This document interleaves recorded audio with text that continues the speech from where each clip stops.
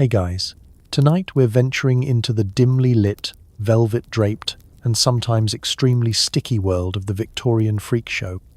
The original reality TV, but with fewer rules, worse lighting, and absolutely no chance of a reunion special. If you've ever wondered what would happen if Britain's love for tea collided head-on with a burning curiosity about bearded ladies, men who could lift pianos with their eyelids, and a world where having 3 thumbs was more profitable than having 3 degrees, you're in the right place. So before you nestle into your pillow fortress, do me a favor. Like this video and subscribe, but only if you actually enjoy my late-night storytelling. Also, let me know in the comments what weird talent you have. Now, dim the lights, turn on your fan for that gentle background hum, and get comfortable. Maybe pull your blankets tight, just in case you're worried a tattooed man might pop out from under the bed and demand a shilling. But let's pause for a second. What did it really take to survive as a so-called human oddity in the 19th century? Was the applause enough to drown out the jeers? Could you make a living being stared at like a museum exhibit while trying not to freeze, starve, or faint from the corset? Did performers actually enjoy it, or were they just trapped under velvet and debt? What did the crowd really think? Pity, fascination, or something darker? And if you were born different, would you choose the freak show? Or would it choose you? Congratulations, you've just woken up in 1865, backstage at a travelling freak show. The floor is sticky, the air is heavy with the scent of sweat, grease paint, and hot sausage rolls. Your contract is written in what looks suspiciously like ketchup, and you're about to find out if you can make a living being stared at by strangers. Good luck. The audience is rustling with anticipation. Somewhere backstage, a man covered entirely in tattoos is adjusting his suspenders. The bearded lady is oiling her whiskers with a floral blend said to ward off moths. And a pair of Siamese twins are quietly arguing about dinner while sharing a single bowl of lukewarm soup. Tonight you are Madame Flora, the queen of sideburns and sequins. Your beard is so magnificent. Victorian men tip their hats and their wives faint from envy. But is it glamour, or does it just mean endless questions about your skincare routine? Let's set the scene. You're backstage in a heavy velvet dress that weighs approximately the same as a full-grown sheep. Someone spilled tea on your bustle. Your petticoats are tangled, and you can already hear the ringmaster booming through the tent wall, presenting the marvel of the age, Madame Flora, the bearded lady. Outside, the crowd shifts in a mixture of anticipation and the unmistakable aroma of fried onions and coal dust. In here, it's mostly talcum powder, old cigar smoke, and the scent of beard oil, your own secret blend of rose water and something the strongman swears is medicinal. You take a deep breath and check your reflection in a cracked mirror. Your beard is perfectly coiffed, wavy, glossy, and shaped into a point so sharp it could probably fend off an unwanted suitor at 10 paces. You practice your smile, the one that says, "Yes, I do know I have better facial hair than you, Reginald." Sometimes you add a little wink for effect. Showmanship is everything when your job is confusing British sensibilities. The audience gasps as you step into the spotlight. Some cheer, some gawk. One child immediately bursts into tears. You wave graciously and execute a practiced curtsy, which is not easy when your facial hair threatens to catch on your ruffled collar. You've become something of a folk hero, a living legend and, in certain quarters, a fashion icon. Local barbers send you fan mail. The local constable asks, quietly, if you have any tips for his patchy mutton chops. Offstage, things are slightly less glamorous.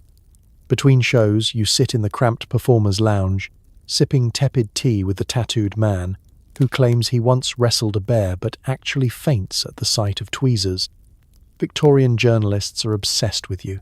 They scribble wildly in their notebooks, firing off questions with the urgency of someone who has never seen a woman with more facial hair than their uncle. Do you wax? What's your diet? Is it true you were raised by wolves? Or was it just particularly hairy aunts? You consider making up new answers each time. Sometimes, When you're bored, you do. Then there are the fans. Every night brings a fresh assortment of admirers, curiosity seekers, and awkward gentlemen attempting to strike up conversation by comparing beard oils. Some women want to touch your chin for luck. Others offer you their husbands in a whispered trade for your secret. You're constantly dodging proposals, both romantic and business. One man wants to bottle your bathwater and sell it as a tonic for weak facial hair. You politely decline. The best part of the job, though, is the camaraderie. Backstage is a world of misfits, oddballs, and kindred spirits. The world calls you freaks, but in this little family, you're just Flora, undefeated champion of chess. Beard braids count as extra pieces, and owner of the softest pillow. The sword swallower keeps a spare comb for you. The smallest man sews you little beard bows when you're feeling fancy. It's not always easy. Sometimes it's cold, sometimes it's lonely. And the moustache wax runs out when you need it most. But you wouldn't trade it for anything, because at the end of the night, as you peel off your sequined dress, unbraid your beard, and soak your tired feet, you know you've turned what the world called strange into something strong, beautiful, and uniquely yours, and, for better or worse, your beard is now more famous than half the royal family. So the next time someone gives you an odd look for having a little fuzz on your chin, just remember, in the right spotlight, that fuzz is a crown, and you, my friend, are the reigning queen.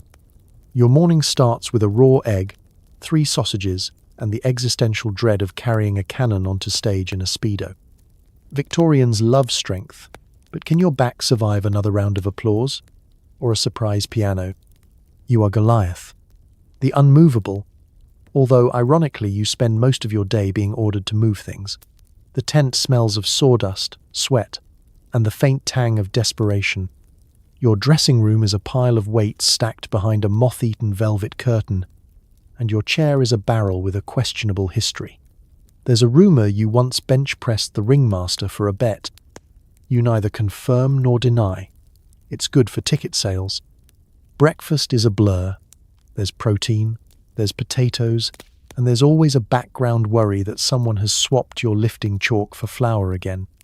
Victorian nutrition science is more alchemy than art. The tattooed man insists you should eat more sardines, while the bearded lady swears by oatmeal for power. You eat everything, just in case. Your Speedo, hand-sewn, slightly itchy, feels tighter every week, either from muscle growth or the alarming number of pork pies you sampled during last night's performance. The real work begins before the crowd arrives. You haul trunks, set up tent poles, and occasionally rescue a goat from the lion tamer's cart. Your day is a constant cycle of flexing for bored passers-by and moving heavy things so others don't have to. You are a one-man moving company, minus the insurance. The reward? Small children gawking in awe, and adults betting you can't lift the town's fattest alderman again. Showtime.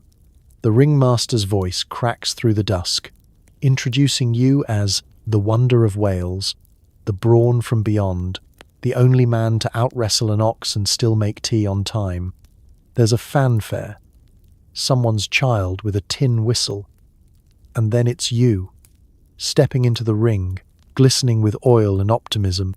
Your act starts with the classics, bending iron bars, hoisting a barrel above your head, and making faces that say, "I am exerting great effort," even if the barrel is mostly empty.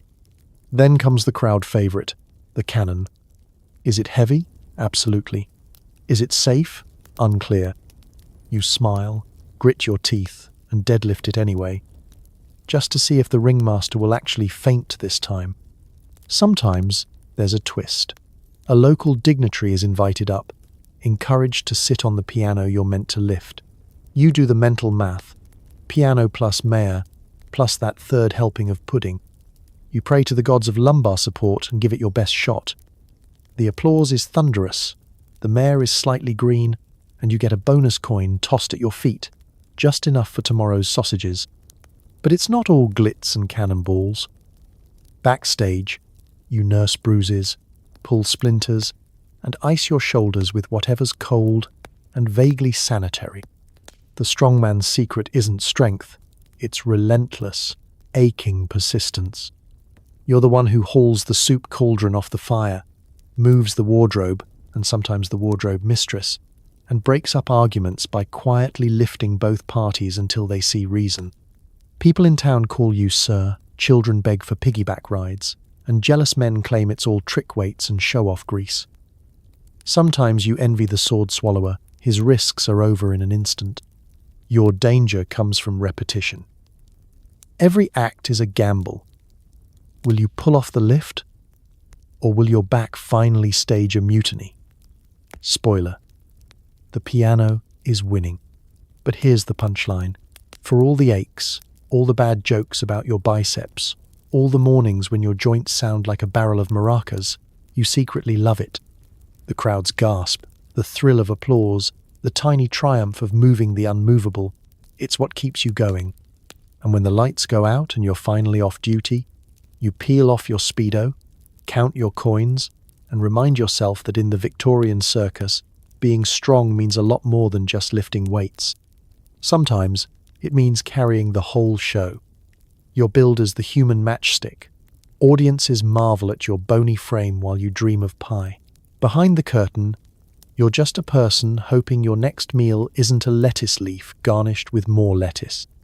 Your stage name is Jasper the Living Skeleton, but backstage you're mostly called Bones, or, less charitably, the man who disappears if he turns sideways. Your silhouette is so narrow, the ringmaster once lost you behind a broom handle and nearly swept you out with the sawdust.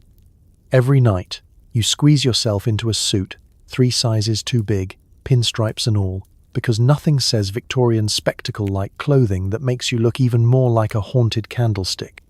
Before showtime, you stand in front of a cracked mirror, practicing your most dramatic hollow-eyed stare.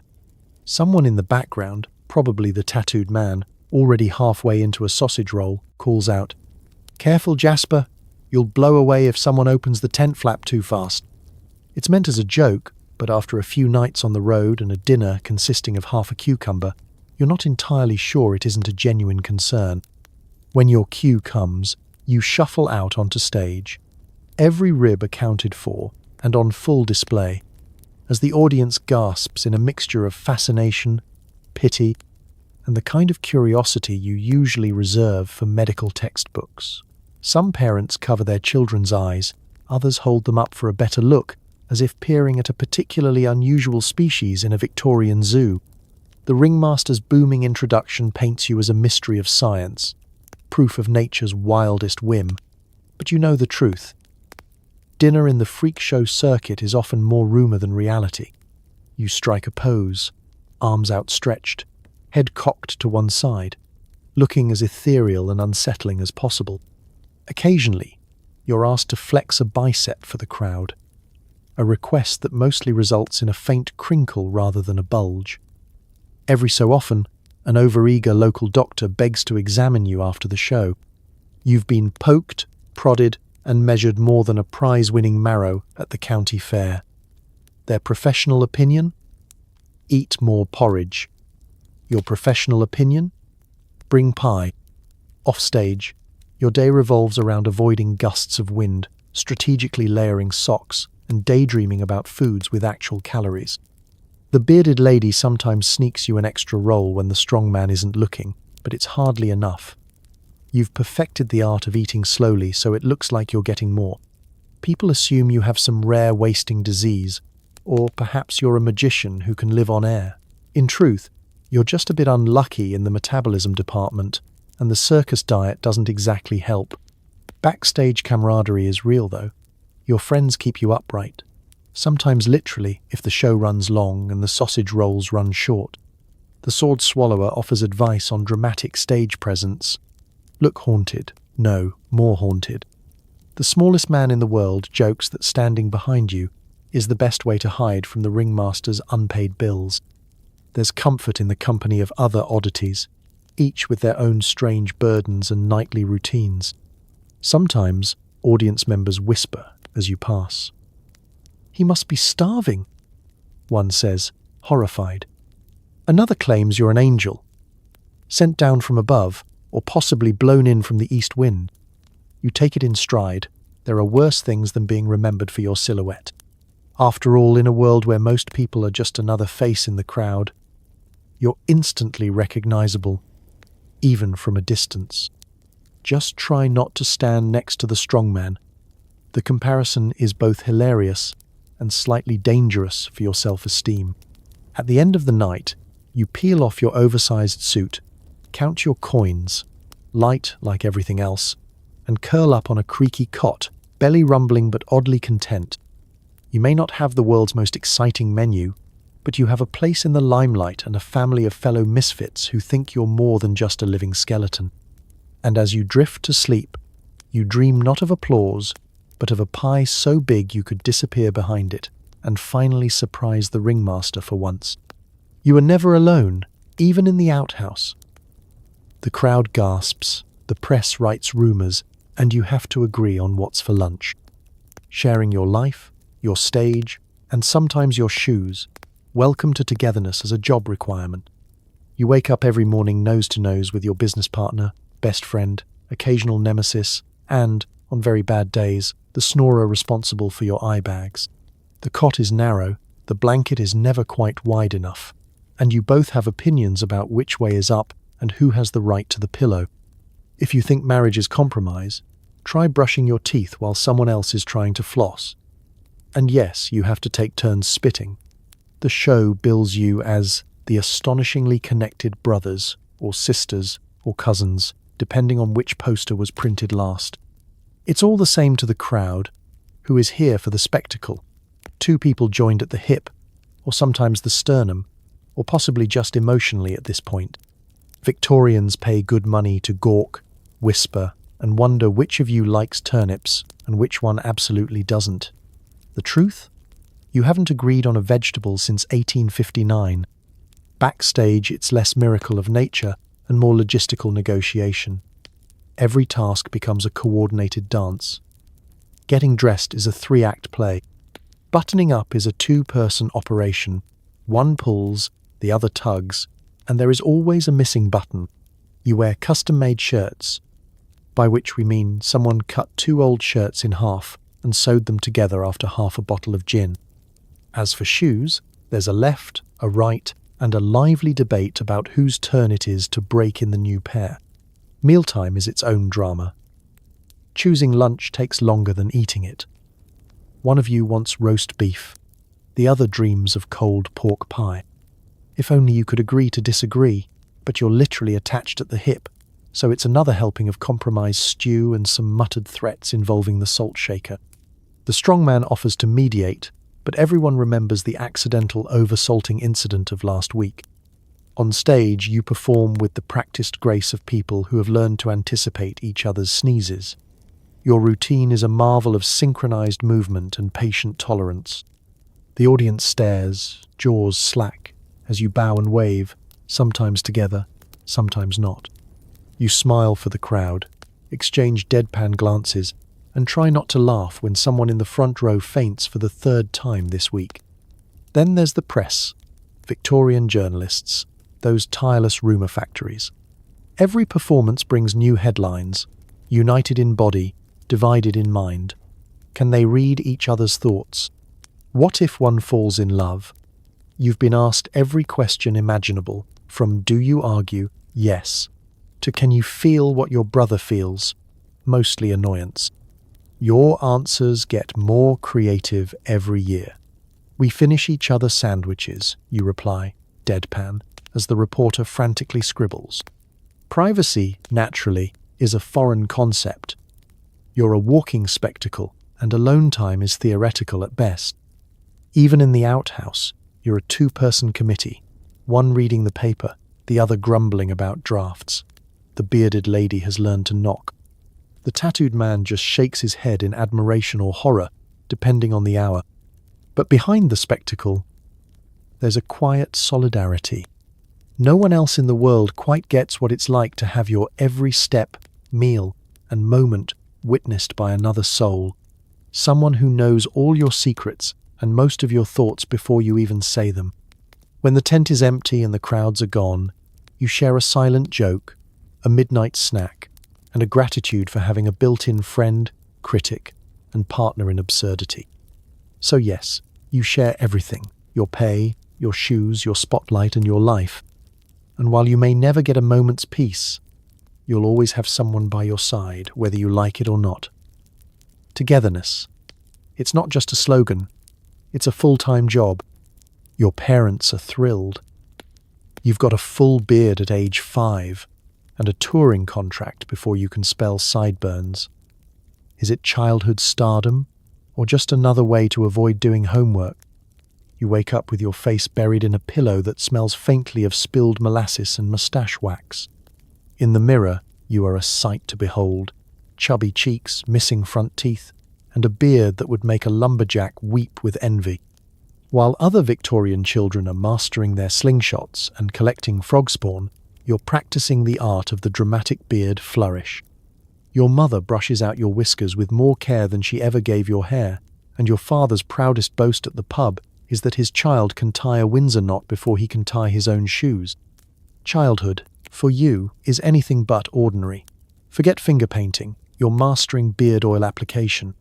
While the other children recite nursery rhymes, you're on stage, perched on a rickety stool and introduced as the wonder of whiskers, the smallest gent with the grandest chin. You wave to the crowd, which reacts somewhere between delighted and mildly terrified. Babies aren't supposed to have 5 o'clock shadow, let alone a luxurious set of mutton chops. Your daily routine is part playground, part beauty pageant, and part factory shift. There's a costume change after breakfast. Today it's a sailor suit and top hat.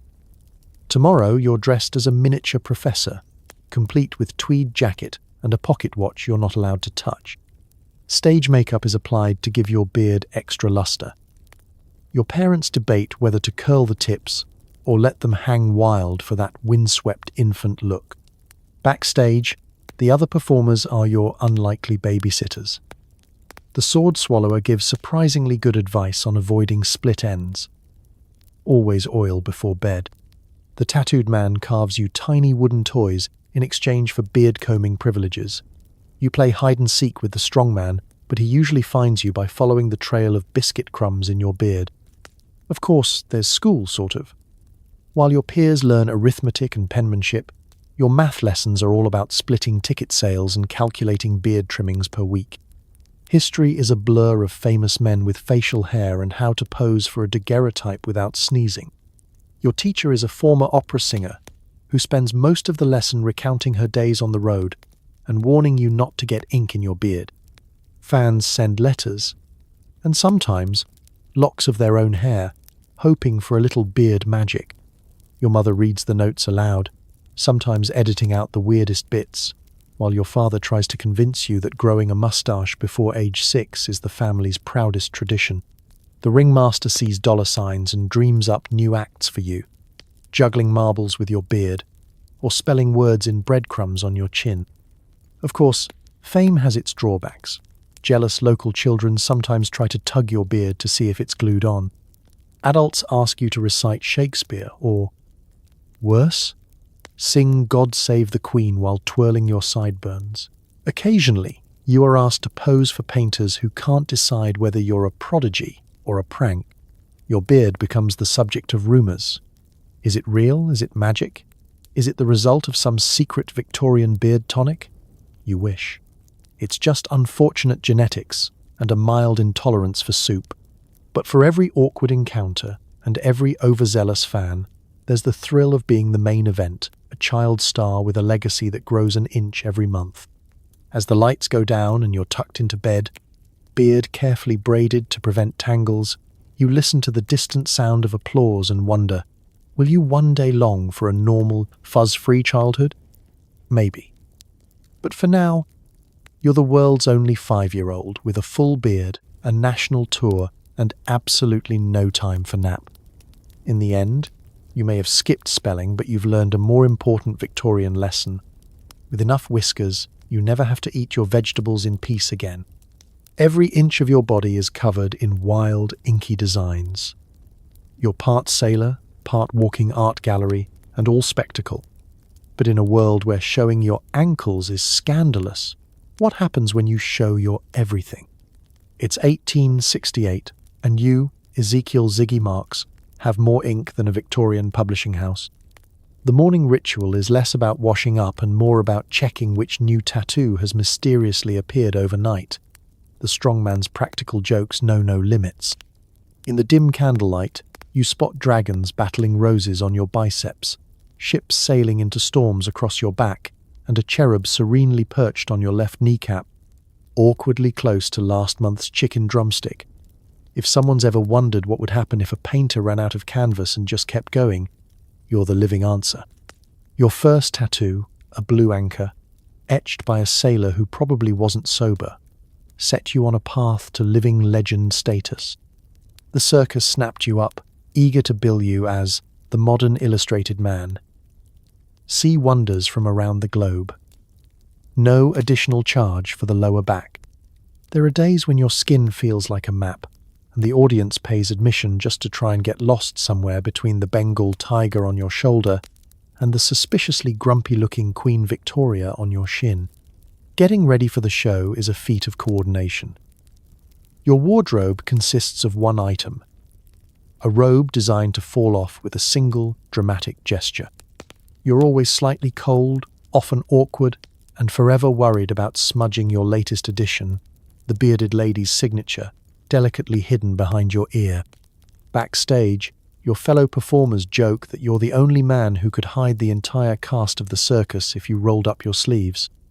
The Siamese twins once spent half an hour looking for their names among your tattooed lists of notable oddities. Spoiler, you spelled them wrong. Stepping on stage, you're met with a mixture of awe, horror, and the occasional fainting aunt. Victorian society is shocked by a glimpse of bare forearm, so your grand unveiling is enough to send the more delicate patrons into fits of pearl-clutching hysteria. Mothers shield their children's eyes. Journalists scribble furiously, convinced you're a sign of the apocalypse or, at minimum, the death of proper table manners. More than one clergyman has pronounced you a walking morality lesson, though. To be fair, most have to get quite close to read the fine print tattooed on your left toe. After the initial shock, curiosity sets in. Audiences pepper you with questions. Did it hurt? Yes. Did you really travel to Borneo for the jungle scenes? You wish. It was the tattooist's attic in East London, with a painted fern for atmosphere. How long did it take? Long enough to regret every chicken tattoo, twice. You've learned to invent stories for every design. The snake on your neck is for bravery. The windmill on your thigh is for perseverance. And the tiny teapot on your elbow, for tea, obviously. Offstage, daily life is a constant tug-of-war between fascination and suspicion. Children want to poke your arm to see if the tiger's raw. The local constable eyes you with concern, convinced tattoos are the gateway to highway robbery. Bathhouses ban you for excessive decoration.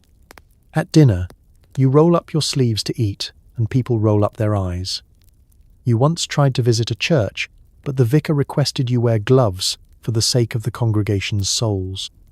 Still, in a world that rewards conformity, your body is a riot of colour and rebellion.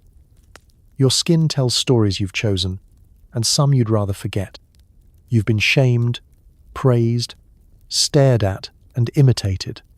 The strongman's attempt at a stick-figure tattoo still haunts the entire troupe, but under the tense lights, for a few shining moments, you are a masterpiece on parade, a living, breathing challenge to every rule and a reminder that art, like circus life, was never meant to be kept hidden. So you take a bow, flash the Bengal tiger, and let the world gasp. In the end, you're more than your ink. You're a walking revolution, a work in progress, and a living invitation to look twice. If it's sharp, flammable, or likely to void an insurance policy, it's in your mouth by 8 p.m. The crowd cheers. Your mother weeps softly into her tea. Who knew not dying could be a marketable skill? Let's set the stage. It's a damp Victorian evening, and the circus tent glows faintly from within like a lantern full of moths. Backstage, you warm up your throat with a little humming, some deep breathing, and the world's most dangerous game of truth or dare. The bearded lady's advice echoes in your head. Don't breathe in too sharply, and please don't set your beard alight, dear. You nod, remembering last week's close call with the strongman's moustache and an overzealous torch. Your costume is a patchwork of velvet, leather, and scorch marks. Glitter clings to your eyebrows, and your pockets are full of mysterious stains, mostly paraffin oil. As the ringmaster introduces you, the human inferno, the marvel with the iron gullet, you slip one last antacid tablet into your mouth for luck, and try not to think about the time you sneezed mid-act and nearly burned the tent down. First up, fire eating. You light your torches with a flourish, the smell of kerosene instantly mingling with popcorn and the faint anxiety of the front row. The trick, of course, is to make it look easy.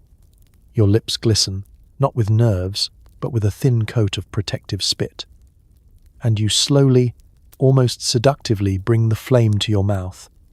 The crowd collectively holds its breath. You plunge the burning torch between your lips, extinguishing the flame with practiced ease and only a little bit of sizzling. The audience bursts into applause. You're a sensation. Your dentist is on permanent holiday. Next up, sword swallowing. There's no sleight of hand here, just you, a polished blade, and a lifetime's worth of questionable decisions. You line up the sword, take a deep breath, and slide the cold metal past your teeth, down your throat, and into the region marked not recommended by Victorian doctors. Every night, you hope the strongman hasn't switched your prop for a bayonet as a practical joke. You suppress the gag reflex and remind yourself that practice makes perfect, even if perfect still involves a lot of involuntary tears and at least one existential crisis per act. Of course, not everything goes as planned. You've learned to avoid onions before the show and to never, ever let the ringmaster near your props. Once, after a long day, you attempted to eat fire while standing too close to the bearded lady's hairspray. The resulting blaze is still talked about in 3 counties as the Great Facial Incident. Sword swallowing after a spicy dinner? Let's just say the crowd got more excitement than they bargained for. Backstage, you're a mix of daredevil and self-care guru. You gargle salt water, do throat stretches, and treat every paper cut as a potential medical emergency. You swap tips with a tattooed man, never get a tattoo on your uvula, and debate the merits of different brands of fireproof lipstick. The bearded baby sometimes helps polish your swords, leaving behind sticky fingerprints and crumbs. Teamwork. And yet, despite the risk and the endless parade of mild to moderate injuries, you secretly love the thrill. There's nothing quite like the look on a Victorian banker's face as you down a flaming torch, or the hush that falls when you stand, sword hilt quivering, eyes watering, praying you don't hiccup. In a world obsessed with tea and table manners, you've turned "put that down" it's dangerous into a nightly standing ovation. After the curtain falls, you check for scorch marks, thank your lucky stars, and your iron stomach, and head to the mess tent. You avoid the soup, too sharp, ironically, and toast to another night survived with the other sideshow oddities. The strongman slaps you on the back, gently. The bearded lady hands you a comb for your eyebrows, and your mother writes another worried letter home. In the end, the real magic isn't just not dying, it's making the impossible look easy, the terrifying look fun, and leaving the crowd wondering how you keep your moustache so unsinged. And if that's not worth a round of applause, what is? Science calls it hypertrichosis. The press calls it a miracle. You just call it itchy. Is fame worth it when every breakfast conversation starts with, "Can I pet you?" Your name is Otto, though you've also answered to the human wolf, marvelous mutt child, and once, embarrassingly, Fluffy when the ringmaster forgot your stage name. You're the circus's canine curiosity, a Victorian sensation with eyebrows that have never once stopped growing. From the day you sprouted your first moustache at 6 months old, life has been a whirlwind of whispers, wide eyes, and an endless supply of beard combs. Morning begins not with a rooster's crow, but with the gentle scraping of a brush through your hair by the bearded lady. It takes an entire team to keep you from becoming a one-boy wool sweater. Some kids wake up and worry about bedhead. You worry about beard, head, mustache, head, and, on especially bad days, eyebrow knots. Your parents are immensely proud, mainly because you've single-handedly funded their jam-making hobby with ticket sales. They always said you were special, though they probably meant it in a "you'll be a fine accountant one day" way, not "you'll be shaved for a living" kind of way. At breakfast, your problems are not just philosophical but practical. Oatmeal gets stuck in your chin. Sausage rolls disappear into the undergrowth, sometimes only discovered days later by an enterprising mouse. The strongman, ever helpful, once suggested you just lick your plate clean. You tried, but the press caught wind, and the resulting headlines, "Dog-faced boy eats like real dog," haunted you for a full season. There is no dignity in being photographed with gravy on your nose. But that's the circus life. The world outside the tent is just as absurd. Victorian townsfolk are torn between horror, curiosity, and the urge to scratch behind your ears. People lean in for a closer look, squinting as if you might suddenly reveal a secret. Some even bring their own dogs for introductions, as if you might form a pack and run away to the forest. You sign autographs with a paw print stamp, your mother's idea, and the tattooed man has started calling you Sir Bark-a-Lot. You're not sure if it's affection or just an easy rhyme. On stage, the ringmaster announces you with all the dramatic flair of a man who once studied Shakespeare and now mostly studies how to fit a wolf howl into every speech. Ladies and gentlemen, behold, the dog-faced boy, a marvel of nature, a miracle of modern science, a child who could outshed a sheepdog in July. The audience gasps. You smile and wave, or sometimes just shake your head, sending stray hairs floating into the first row. Every performance ends with someone shouting, "Good boy." You're contractually obligated to resist the urge to growl.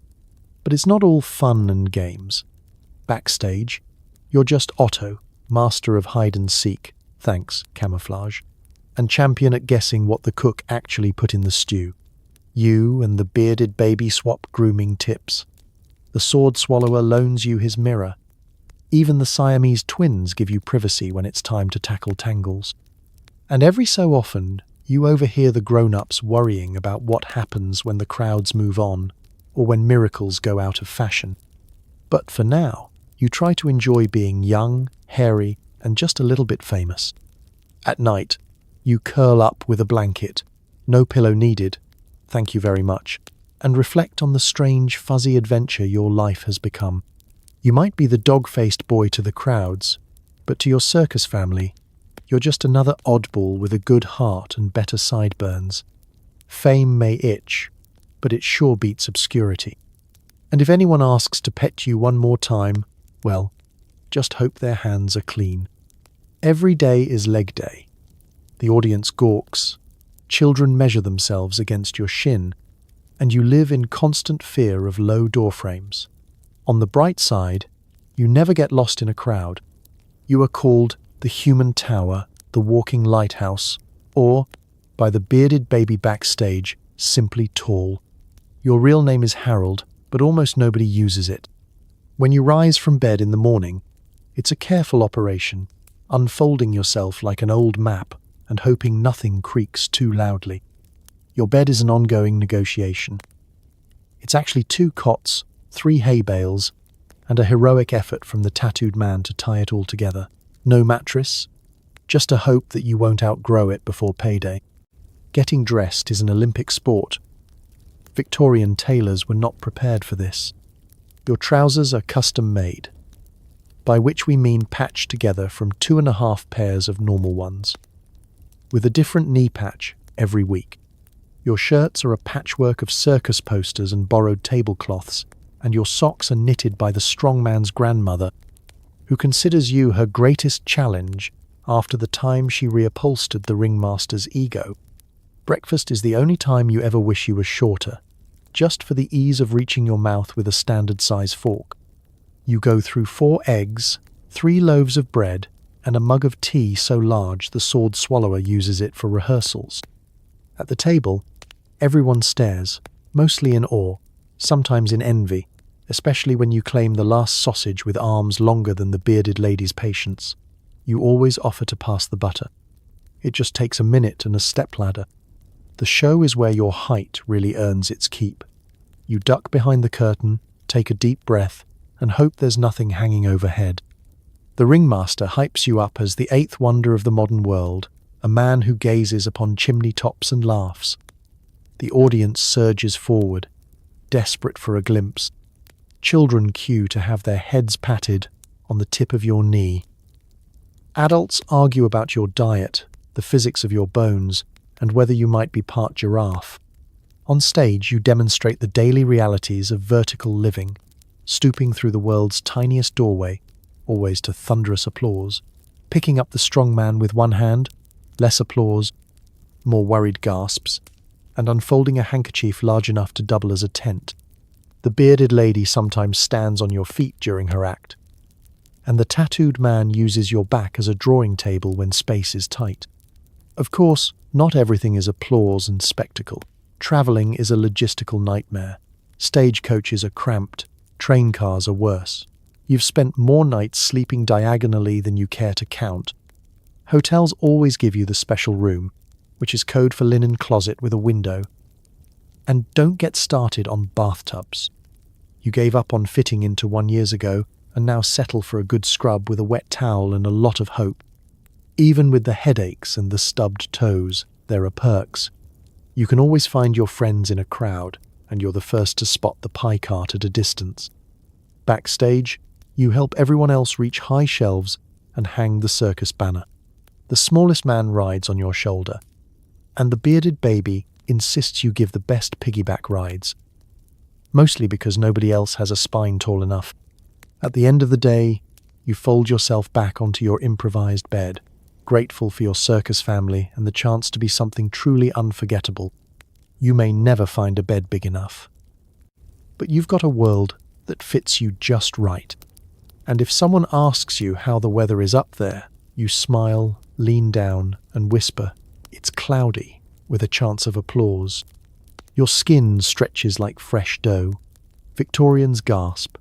Doctors scratch their heads. And you're stuck explaining to strangers that yes, it does hurt if you twist it like that. You wake up each morning to the familiar sound of the bearded lady warning someone, "Don't pull on that, it's not a curtain." Because in the circus, you are more than a sideshow. You're the main event for bored physicians, amateur magicians, and curious children with sticky fingers. Your stage name is the Rubber Man, Stretch Armstrong's grandpa, or, according to the ringmaster's more poetic posters, the Human Taffy. Getting ready for the show is a lesson in patience. You try to stretch out any overnight kinks, carefully mind you. Too much and you'll spend the next hour looking like a basset hound in a wind tunnel. The strong man offers to help with your warm-ups, which you politely decline after the Great Elbow incident of '67. Your wardrobe consists of shirts with extra-long sleeves, suspenders with more give than a polite Victorian dinner guest, and a strict ban on anything involving buttons. Those things fly across the room at the slightest tug. Your breakfast is a communal affair. It's hard to butter toast when your knuckles are somewhere near your knees, but the tattooed man always helps. He's got the steadiest hands in the tent. You trade bites of boiled egg for the privilege of sitting closest to the fire. Nothing helps stretch like a little heat. Your circus family treats you as one of their own, just with a few more health warnings. Once the curtain rises, it's your time to shine. The ringmaster spins tales of the world's stretchiest man, a medical marvel, and nature's grandest experiment in rubber. You step out, wave, and begin your routine, pulling the skin on your cheek a good 6 inches, making your neck stretch like fresh dough, and inviting a brave, or foolish, audience member to give your arm a gentle tug. The usual reaction? Gasping, shrieking, and the occasional fainting spell. The children try to do it themselves at home, much to the horror of their mothers. And then come the doctors. Every town, every show, there's at least one local physician in a crooked cravat, waving a notebook and muttering about the wonders of dermal elasticity.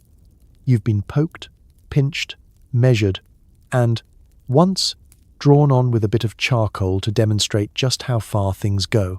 Their conclusions are always the same. Fascinating, but is it contagious? You say yes if they're rude about it. Off stage, your life is less glamorous. You have to take care.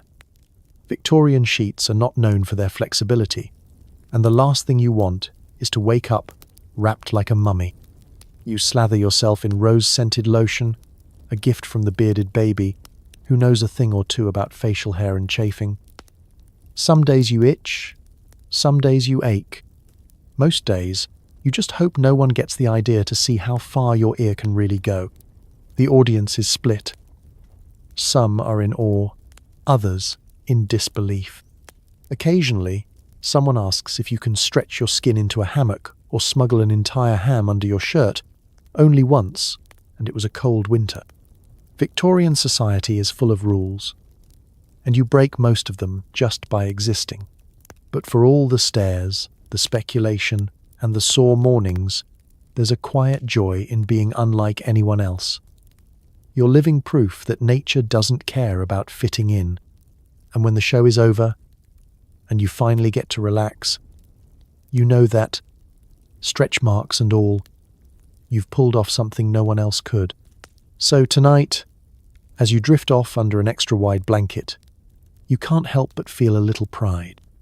You may not be the world's strongest or tallest, but in the long run and the long pull, you're definitely the stretchiest. Everything is double.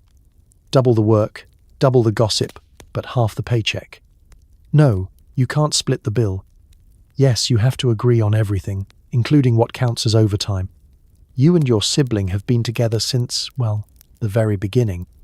There is no such thing as me time, it's always us time, whether you're getting dressed, eating dinner, or trying to agree on what tune to hum in the bath. You thought sharing a toy as kids was hard. Try sharing a torso. Or worse, a toothbrush. Victorian contracts, you quickly learn, are not built for your situation. The ringmaster produces a legal document the length of a small novel, and you both have to sign, twice, of course, just to keep things fair. It's never clear if you're getting paid as a double act or as a single performer with extra overhead. The first time you try to open a bank account, the manager stares at you, looks at his paperwork, and quietly takes an early lunch. Even backstage, you're a walking bureaucracy. Costume fittings are a group project involving tailor, seamstress, and occasionally the bearded lady who always votes for more ruffles. Deciding on what color to wear is a process that can last all morning. You have learned to compromise on nearly everything except stripes. Stripes are a hill one of you is still prepared to die on. Then there's the matter of social life. Victorian etiquette wasn't designed for duos who literally can't step apart. Invitations to dinner come addressed to both of you, but the +1 is always a point of confusion. Is it a +1 per person or +1 per body? At restaurants, you order for 2 but get charged for 1.5. And there is always an awkward pause when the waiter asks, "How will you be splitting the bill?" The press, naturally, can't get enough. The rumours swirl. Do you ever disagree? Constantly. Do you finish each other's sentences? Sometimes. What if you want to go for a walk and your sibling doesn't? You reach a compromise, usually at the pastry cart. Journalists publish wild stories about your supposed psychic connection and whether you dream in stereo. You're tempted to start a few rumours of your own, just to see what happens. Conjoined twins develop revolutionary method for winning at chess. Spoiler, you do not. On stage, your act is finely choreographed. Years of practice mean you can move as one, bow as one, and, most importantly, smile as one, even when one of you is thinking about pie and the other is still annoyed about the costume ruffles. The crowd is fascinated. Some nights, you're the toast of the town, invited to tea by local dignitaries and bombarded with questions about how you manage. Other nights, you dodge stares, sidelong glances, and the occasional child who wants to know if you come apart at bedtime. Legalities follow you everywhere. Applying for a travel permit, 2 signatures, 1 fee, and a lot of explaining at customs. Marriage proposals arrive in pairs. Once, a well-meaning baroness proposed to both of you in a single letter, suggesting you could figure out the details later. You still have the letter. It makes you laugh every time. Yet, for all the complications, there's an odd sense of comfort. You always have someone to talk to, argue with, or share a midnight snack. Your circus family knows that privacy means a pair of headphones and a blanket over your shared head. When you both laugh at the same joke, it feels like a secret the rest of the world can never quite understand. At the end of the day, you climb into your oversized bed, settle the blanket in unison, and reflect on another day survived. Together, as always. Life is complicated. Contracts are confusing. But when the world sees double, you've learned to see the humor, the solidarity, and the strength in always having someone by your side, no matter what. And that's one bill you'll never have to split. You write, sew, and sometimes play piano with your toes. The crowd is amazed. You're just hoping someone finally invents slip-on shoes. Your day begins with an acrobatic routine that would leave a gymnast in awe. Unlacing your boots with nimble toes, flipping a slice of toast, and expertly balancing a teacup on your knee, all before most people have figured out which sock goes on which foot. You've never owned a pair of gloves, but you have a drawer full of ankle bracelets and the best calluses in the business. The strong man has challenged you to a foot race. He lost dramatically, and the bearded lady still marvels at your ability to thread a needle faster than she can braid her beard. Backstage, your toes are your tools, your paintbrushes, and occasionally your cutlery. The tattooed man carved you a special set of long-handled spoons, but you still prefer to pinch a fork between 2 toes and call it culinary innovation. Victorian etiquette books offer no guidance for people who sign autographs with their left big toe, so you make up your own rules as you go along. When the ringmaster asks you to write a thank you note, he's still startled when you deliver it, signed, sealed, and foot-stamped with a flourish. On stage, you're introduced as the marvel with no arms and twice the talent, the queen of the nimble toes, and sometimes, if the ringmaster is feeling poetic, a living testament to ingenuity and grit. The curtain lifts to gasps and thunderous applause. You smile, slide a brush between your toes, and paint a quick portrait of the audience's most surprised face. You play a lively tune on the upright piano, wiggling through a ragtime melody as jaws drop and monocles teeter dangerously close to falling into soup.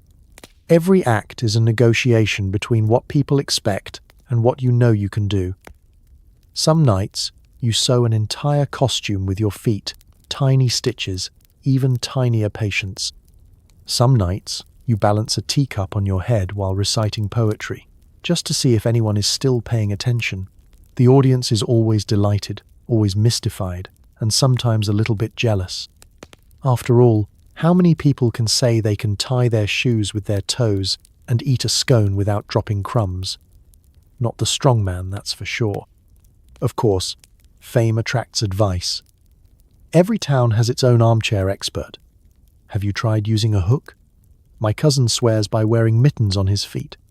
What if you strapped a quill to your elbow? You listen, smile politely, and continue doing things the way you've always done them, your way. Children are the best audience. They never ask why, only how. They leave inspired, going home to practice writing with their toes and inevitably getting in trouble for muddy footprints on the good tablecloth. Backstage, the circus family supports you, sometimes literally. The bearded baby polishes your shoes, the world's tallest man hangs your hat on the highest hook, and the Siamese twins always leave you the last piece of pie on a low shelf. You repay them by darning socks, painting signs, and occasionally composing a love letter for the tattooed man to a barmaid in Ipswich. He never got a reply, but the letter was beautiful. After the show, you soak your feet in a basin of lavender water, feeling the ache of a job well done. There's a quiet pride in mastering what most people never try. You may not have arms, but you've got grit, tenacity, and a talent for improvisation that makes the world sit up and sometimes stand on its toes in admiration. As you drift off to sleep, you wonder if tomorrow will finally bring the invention of slip-on shoes. Until then, you'll keep doing things your way, one careful, clever step at a time. Stage costumes are part opera, part circus, and 100% uncomfortable. Ruffles itch, sequins shed, and someone always borrows your only clean pair of socks. The morning routine starts with a frantic search for anything remotely wearable. Your wardrobe is a riot of color and confusion, a jumble of velvet waistcoats, feathered hats, and trousers patched more times than the strongman's shins. The bearded lady is already arguing with the tattooed man over who stole her rhinestone garters. Spoiler, it was the dog-faced boy, for a prank that somehow involved 3 lemons and a bottle of pomade. Your outfit for the evening? That depends. Are you the sword swallower tonight, or filling in for the world's shortest ringmaster again? Each act has its own signature look, but they all share a universal truth. Nothing fits quite right, and everything is designed to maximize both drama and discomfort. The Siamese twins squabble over their shared cape. One wants sequins, the other wants fringe. We get both. The strongman's breeches split at least once a week, usually mid-lift, much to the crowd's delight and his everlasting embarrassment. Then there's the corset, a garment dreamed up by someone with a personal vendetta against internal organs. You take a deep breath, suck in your pride and half your ribcage, and let the bearded baby yank the laces until your voice is 2 octaves higher. Backstage, it's a symphony of grunts, gasps, and desperate pleas for someone to just stop at the 4th eyelet, please. Victorian fashion is not for the faint of heart or the full of lung. Capes are the great equalizer. Everyone gets one, whether you're a fire eater, a living skeleton, or just very good at walking dramatically. Capes add instant flair and an excellent place to hide emergency snacks, overdue contracts, or, on more than one occasion, the tattooed man's pet ferret. Of course, capes also have a way of getting caught in doorways, underfoot, or, if you're really unlucky, in the jaws of the lion tamer's star pupil. The bearded lady's cape once doubled as a picnic blanket, but nobody talks about that anymore. Sequins are everywhere. They multiply in the night, hiding in cuffs, shoes, and the strong man's beard, no matter how many times he combs it out. No one remembers buying sequins, but everyone wakes up with at least 3 stuck to their elbows. The world's tallest man sweeps the floor and collects enough glitter each week to construct a small, sparkly fortress. Of course, socks are the rarest and most valuable resource. No matter how many you own, you're always missing at least one. Someone is always borrowing them. The armless wonder claims her toes need extra warmth. The dog-faced boy just likes the way they smell after a hard day's work. You quickly learn to write your name on every pair and guard them as if they were gold coins. There are accessories too. Top hats, bow ties, monocles, gloves, feathered fans, and, for reasons no one will ever fully explain, at least 43 moustaches of varying length and believability. The tattooed man keeps a collection for special occasions. Sometimes you wear 2 at once, just to see if anyone notices. They never do. Dressing for the show is a team sport. Buttons are fastened, ribbons tied, and stray threads yanked with surgical precision. The bearded lady manages a last-minute rescue with a dab of rouge or a pin tucked just so. The sword swallower swears by hair oil for shine. The living skeleton opts for powder to stop himself vanishing under the spotlights. By the time you step onto stage, you're pinched, laced, sparkly, and possibly wearing socks that aren't yours.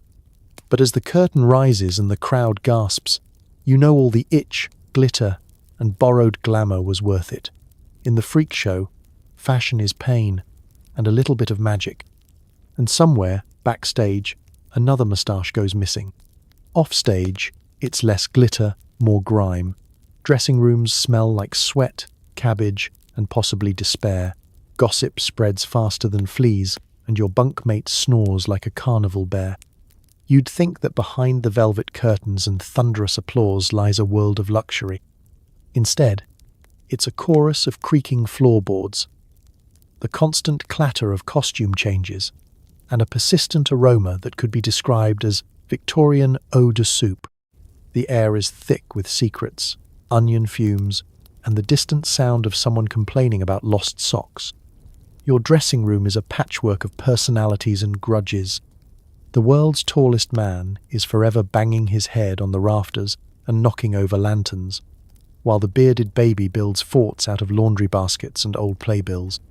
The strong man, despite his Herculean strength, is hopelessly gentle, unless someone touches his pork pie, in which case, stand back. You're wedged between a half-melted candle and the tattooed man's lucky boots, both of which have seen better centuries. Food is complicated. There is always soup, and it is always cold. It arrives in a battered tin pail, and somehow contains both potatoes and existential dread. Bread is issued in hunks hard enough to double as self-defense weapons, and the occasional bit of cheese is guarded like royal treasure. You learn to eat quickly, not because you're hungry, but because if you don't, the sword swallower will steal your last spoonful and claim it was part of the act. Rivalries bubble up like old stew. The sword swallower and fire eater are locked in a never-ending competition for most dramatic entrance. At least my act won't burn down the tent. At least mine isn't just eating dinner with extra steps. The bearded lady and the dog-faced boy have a standing bet over who can braid their hair faster. The Siamese twins have, at any given moment, 3 different arguments in progress. 2 with each other, 1 with the strong man, and all of them about turnips. Gossip is the true currency of the freak show. Who's been slipping extra glitter into the living skeleton's pillowcase? Did the tattooed man really get a secret new design? Or did he just spill ink again? The ringmaster claims he was once courted by a duchess, though the bearded lady has her doubts and a collection of anonymous love letters as evidence. Someone is always lurking, always listening, ready to trade a juicy tidbit for an extra biscuit or the promise of a borrowed costume. Personal space is theoretical at best. Bunks are stacked 3 high and 2 deep, and the world's smallest man has claimed the top bunk as his observatory. If your neighbor snores, you quickly master the art of sleeping with one eye open and a pillow over your head. The bearded baby giggles in his sleep. The tattooed man sings sea shanties. The living skeleton tries not to vanish into the crack between 2 mattresses.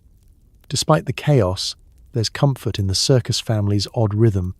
There are midnight confessions by the soup cauldron and impromptu pillow fights that end with someone, usually the strong man, carrying 3 people back to their bunks at once. There are costume mishaps, last-minute repairs, and the frantic scramble for the one clean hand mirror. There's always someone to listen, commiserate, or offer a sock that, while dubiously clean, is at least dry. And at the end of the night, as lanterns flicker and the sound of snores, whispers, and distant applause echo through the tent, you realize that backstage life is the real act. A balancing act of rivalry and camaraderie, gossip and loyalty, cold soup and shared triumphs. Because while the stage may belong to the stars, it's backstage where the real magic, messy, noisy, and unforgettable, happens. Having a unique body means a lifetime of curious doctors, miracle cures, and enough dubious ointments to fill a museum. Spoiler, most of them just make your rash angrier. You can't be a marvel of the Victorian freak show without also being a prime target for the world's most experimental medical minds. If it's rare, odd, or unpronounceable, you're guaranteed to have 3 doctors peering at you by breakfast, one clutching a stethoscope, and the other 2 consulting a dog-eared copy of the Victorian Compendium of Medical Guesses. It's not enough to juggle fire or outgrow every bed in the tent. No, you must also suffer the indignity of a medical exam that starts with whom and ends with how fascinating. Mind if I poke you? The day usually begins with a letter from a local physician requesting the honor of observing your condition. Sometimes they bring a small audience, medical students, society ladies, or the vicar's wife, who faints at the sight of your second thumb. You perform your party tricks for science. while a doctor in a fraying cravat writes remarkable elasticity or excessive fuzziness in his notebook, then recommends a new cure that sounds suspiciously like a punishment. Enter the era of dubious treatments. For every ailment, real or imagined, there's an ointment, poultice, or syrup ready to make things worse. Have a rash? You're prescribed a mustard plaster, guaranteed to sting twice as much as the original problem and make your tent smell like an underachieving picnic. Trouble sleeping? Try a shot of laudanum, Victorian code for opium in a bottle. Feeling blue? You need a quick session of galvanic therapy. That's right, a jolt of electricity straight to the nervous system. And if that doesn't cure you, it at least gives the bearded lady a new way to style her fringe. Every performer has their story. The living skeleton is told to eat nothing but beef fat, boiled in milk and laced with tonic water. The world's tallest man is recommended daily doses of cod liver oil and 2 hours of being stared at by skeptical doctors. The tattooed man gets endless offers of tattoo removers, most of which are just sandpaper and the promise of regret. The armless wonder is given phantom limb massage by a therapist who once tried to charge her by the finger. Some remedies are so creative, you can't help but admire the optimism. The dog-faced boy is slathered with garlic paste and instructed to sleep in a dark room for a fortnight. The Siamese twins are offered separation surgery by a doctor wielding a saw that still smells of barnyard. The elastic-skinned marvel is nearly convinced to take a bath in vinegar until the bearded baby wisely points out that it might turn him into a salad. Of course, none of this stops the parade of apothecaries, herbalists, and outright snake oil salesmen who travel from town to town, hawking bottles of Dr. Whifflebottom's elixir or Madame Zora's instant hair restorer. Results: unpredictable, side effects certain. The strongman buys a bottle and immediately regrets it after sprouting chest hair thick enough to knit a winter scarf. After the doctor leaves, you compare notes with your fellow performers. Remedies are swapped, warnings shared. Don't trust anything ending in "neen" or "iam," and everyone agrees that the only real cure for Victorian malaise is a cup of tea, a slice of cake, and, if possible, staying very far away from anyone in a white coat. Still, you have to admit, there's a certain comfort in being a walking medical mystery. You're not just part of the show, you're the reason the local apothecary has a new wing. And while Victorian medicine is more entertainment than science, it makes for great gossip and even better party tricks. So tonight, as you smear on another pungent ointment and try not to sneeze from the mustard fumes, you remind yourself, in the circus, even medicine is part of the spectacle. And if it all goes wrong, at least you'll have an excellent story for the soup line. Eating on the road is an adventure in indigestion. Your menu is bread, sausage, and the ever-present taste of mild regret. Vegetables are rare. Forks are a rumor. You wake up to the faint rattle of spoons and the unmistakable aroma of boiled cabbage, a smell that, once encountered, will haunt your dreams forever. The bearded lady is already heating the day's first pot of tea, which is more ash than Assam, but at least it's warm. The world's tallest man has polished off the last 4 eggs, shells and all, leaving you with a breakfast of crusty bread and questionable jam. Someone claims it's blackberry, but nobody's found a berry in it since the Crimean War. Mealtimes in the Victorian freak show are less Downton Abbey, more mildly organised scavenger hunt. Sausages bangers, in the local slang, appear at least twice a day, once fresh, once suspiciously grey, and twice as rubbery. Mash is the great equalizer, a lumpy, gluey heap that sticks to your ribs and your conscience. The strong man always asks for seconds, which means the rest of you are fighting over cold peas and the last sliver of onion. Vegetables are a rare delicacy. The tattooed man swears he once saw a carrot, but it turned out to be the bearded baby's misplaced hair ribbon. Turnips, when they do make an appearance, are boiled to a softness scientists describe as emotionally defeated. Occasionally, a passing vendor will toss an apple your way, but it's usually bruised and slightly fermented, a fruit and a beverage. If you're creative. Lunch is a blur of mystery meat pies and sticky toffee.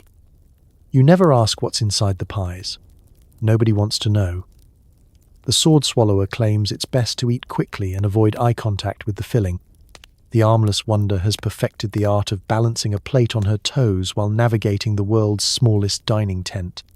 The dog-faced boy spends half his meal picking stray beans out of his whiskers, and the Siamese twins are locked in a debate over whether ketchup counts as a serving of vegetables. For dinner, the troupe gathers around a battered table that's seen more spills than a toddler's birthday party. The menu doesn't change much. More bangers, more mash, sometimes a sliver of cheese if the local grocer is in a generous mood. The ringmaster always promises something special and delivers boiled potatoes in a new arrangement, sometimes even a circle. The bearded lady sighs and asks if anyone remembers what a tomato tastes like. The consensus is no. Scurvy is the great fear, Victorian Britain's silent enemy. Lemons are worth their weight in gold. When one does appear, it's cut into wafer-thin slices and distributed like holy relics. The world's smallest man once traded a week's allowance for a single lemon wedge, which he promptly dropped into his tea and pronounced delightfully tart. For the rest, vitamin C is a rumour passed down by old sailors and anyone with teeth still firmly in their gums. Eating utensils are optional and mostly theoretical. Forks go missing, spoons are bent into improbable shapes, and the strong man uses a knife that could double as a gardening implement. Napkins are luxury items, more likely to be stolen for costume repairs than used at the table. Everyone learns to eat quickly and defend their food with sharp elbows and sharper wit. Despite the culinary challenges, there's a certain camaraderie in the nightly feast of bangers, mash, and mutual complaint. The fire eater brings hot sauce for bravery, and the tattooed man shares his secret stash of pickled onions, guarded with his life and a small padlock. Laughter mixes with the clink of tin cups, and even the bearded baby gets in on the action, hoarding biscuits like a pint-sized pirate. By the end of the meal, you're full of something, anyway. Regret, mystery meat, and the knowledge that tomorrow's menu will be exactly the same. But as the lanterns dim and the circus family swaps stories over one last mug of tea, you realize that bangers, mash, and even the rare lemon wedge taste better when shared, strange as it may be. In the freak show, every meal is a performance. And in the end, the best you can hope for is a full stomach, a clean spoon, and just enough vitamin C to keep your teeth from falling out. He's loud, charismatic, and probably owes you 6 weeks' pay. Without the ringmaster, the show would collapse. With him, it just runs on creative accounting. He appears everywhere at once, 1 minute rallying the crowd with a booming "ladies and gentlemen," and the next negotiating with the local constable about whether sword swallowing technically breaks the noise ordinance. His top hat is tall enough to store snacks and secrets, and his coat has enough hidden pockets to conceal an entire pack of playing cards, a ledger with suspiciously few numbers, and, if the gossip is to be believed, last week's takings. You hear him before you see him, a voice that could cut through fog, and the distant sound of a dozen unpaid bills rustling in the wind. He's the master of ceremonies, hype man, talent scout, part-time negotiator, and full-time magician of facts, and occasionally finances. His mustache is waxed to a point, perfect for twirling while thinking up ever more creative excuses for why the bank has delayed the gold shipment again. The ringmaster's real talent is the art of persuasion. He can convince a cold, muddy Victorian crowd that a tent full of turnips is actually the next best thing to a Paris cabaret. He sells the illusion, spinning tales of bearded ladies descended from Russian royalty, strong men who wrestle lions in their spare time, and tattooed men who've sailed every ocean and collected every scar. If the show is struggling, he invents a new act on the spot, tonight only. The bearded baby recites Shakespeare while balancing on the dog. Faced boy's back, and somehow nobody questions it. You're never sure whether to love or fear him. He promises the world and usually delivers half of it, eventually on layaway. When payday rolls around, he's nowhere to be found, unless you look behind the strong man who's quietly blocking the door until everyone's wages are handed out. Your contract, signed with a flourish and sealed with wax. Might as well be written in invisible ink. "Don't worry," he says. "There's a big show coming up. The next town will be our breakthrough." It always is. And yet, you're still waiting for last month's breakthrough to turn into actual coins. Still, the circus wouldn't function without him. He smooths over rivalries, talks down angry neighbors, and negotiates the best pies from the bakery 3 towns over. He keeps the local authorities at bay, mostly with flattery and free tickets. The bearded lady swears he once talked a landlord out of collecting rent by offering him a free moustache comb and 2 tickets to the freak show. The tattooed man claims the ringmaster's real skill is in never being found when work needs doing, but always materializing when the pie is served. He's a storyteller, a showman, and sometimes a stand-in therapist for the backstage chaos. When the living skeleton feels invisible, the ringmaster gives him top billing.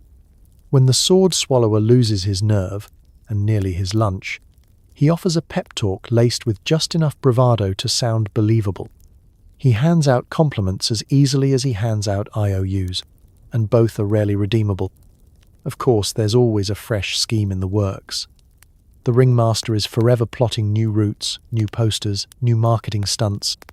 He's a master of the impossible, like fitting 12 acts, 3 goats, and a lion tamer's bathtub into a wagon made for 4. He promises fame, fortune, and, if you're very lucky, a double portion of mash at dinner. At night, after the crowds are gone and the lanterns are low, he sits with his ledger, top hat askew, humming old show tunes while calculating exactly how long he can stretch next week's budget. You can't help but feel a grudging admiration for the man who keeps the show rolling, even if the wheels are a little wobbly and the fuel is mostly hope. In the end, you realize that every circus needs its ringmaster, the dreamer, the schemer, the voice that drowns out doubt. So you tip your hat, hold onto your pay stub, and hope, just this once, that next week's promise finally arrives in cash, not charisma. Sure, you're the star, but the audience also wants to see a 2-headed sheep. Hope you like sharing your dressing room with something that smells like wet hay and existential dread. It's not enough to juggle flaming swords or stretch your skin like a Victorian rubber band. There's always an animal act waiting to steal your thunder and your last clean towel. This season, the main attraction is a sheep named Persephone, who boasts 2 heads, 3 moods, and a very complicated relationship with the world's smallest man's collection of socks. Sharing a tent with her means waking up to the sound of twice as much bleating and a lingering sense that your breakfast is being silently judged. Animal acts come with their own challenges. The tattooed man's snake, Perseus, has a habit of escaping at the worst possible moment, usually curling up in the strong man's boot or, once, inside the bearded lady's bustle. No one talks about that incident anymore. The fire eater's pet goat, Napoleon, is convinced he's part of the show. He's not, unless you count the time he ate the program notes and then the ringmaster's left shoe. Then there's the world's tallest man, whose unofficial job is animal wrangler, on account of being able to reach the rafters when the ringmaster's parrot stages another escape. The parrot, appropriately named Confetti, knows exactly 3 words: bravo, pay up, and oh dear, and uses them with alarming accuracy whenever coins change hands backstage.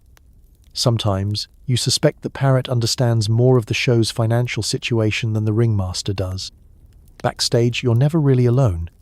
There are hay bales in every corner, a faint but persistent aroma of wet fur, and a constant chorus of animal noises, baaing, barking, and the occasional hiss from Perseus. Your best costume is permanently covered in a layer of goat hair, and the bearded baby's once pristine socks are now used as chew toys by an ambitious litter of circus puppies. The ringmaster insists animals bring in more ticket sales. You're pretty sure they just bring fleas. Feeding time is pure chaos. Persephone requires 2 buckets, 1 for each head, naturally, and will sulk for hours if her oats aren't arranged just so.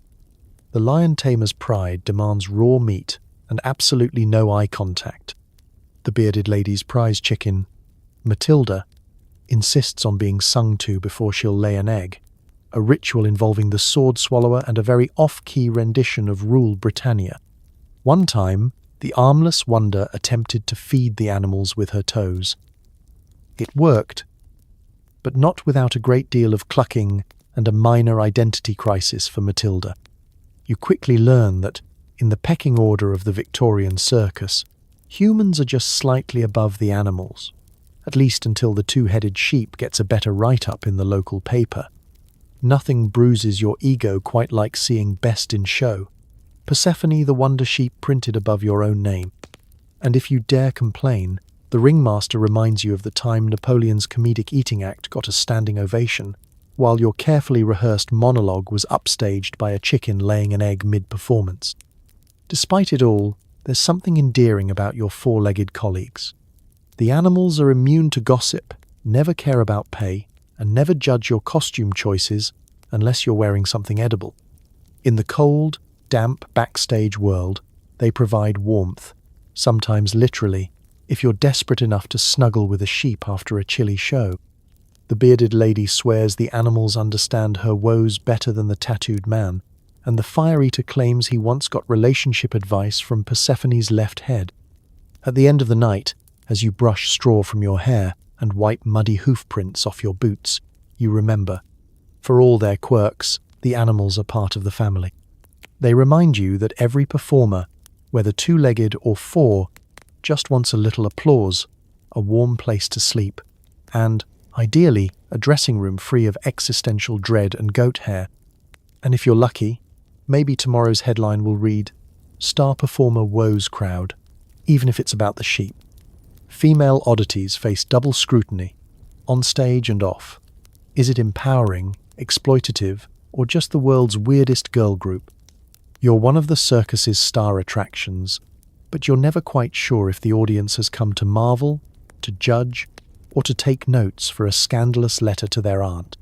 The bearded lady leads the pack, her chin as resplendent as her reputation for outwitting the ringmaster at cards. The tattooed lady is a walking masterpiece, part sailor's myth, part cautionary tale for any Victorian girl tempted by ink. And then there's the armless wonder, who can out-sew, out-paint, and out-piano anyone with nothing but her toes and an unwavering sense of style. Backstage, it's less sorority, more high-stakes poker game. The air is thick with perfume, talcum powder, and a steady stream of rumours. Who borrowed whose corset?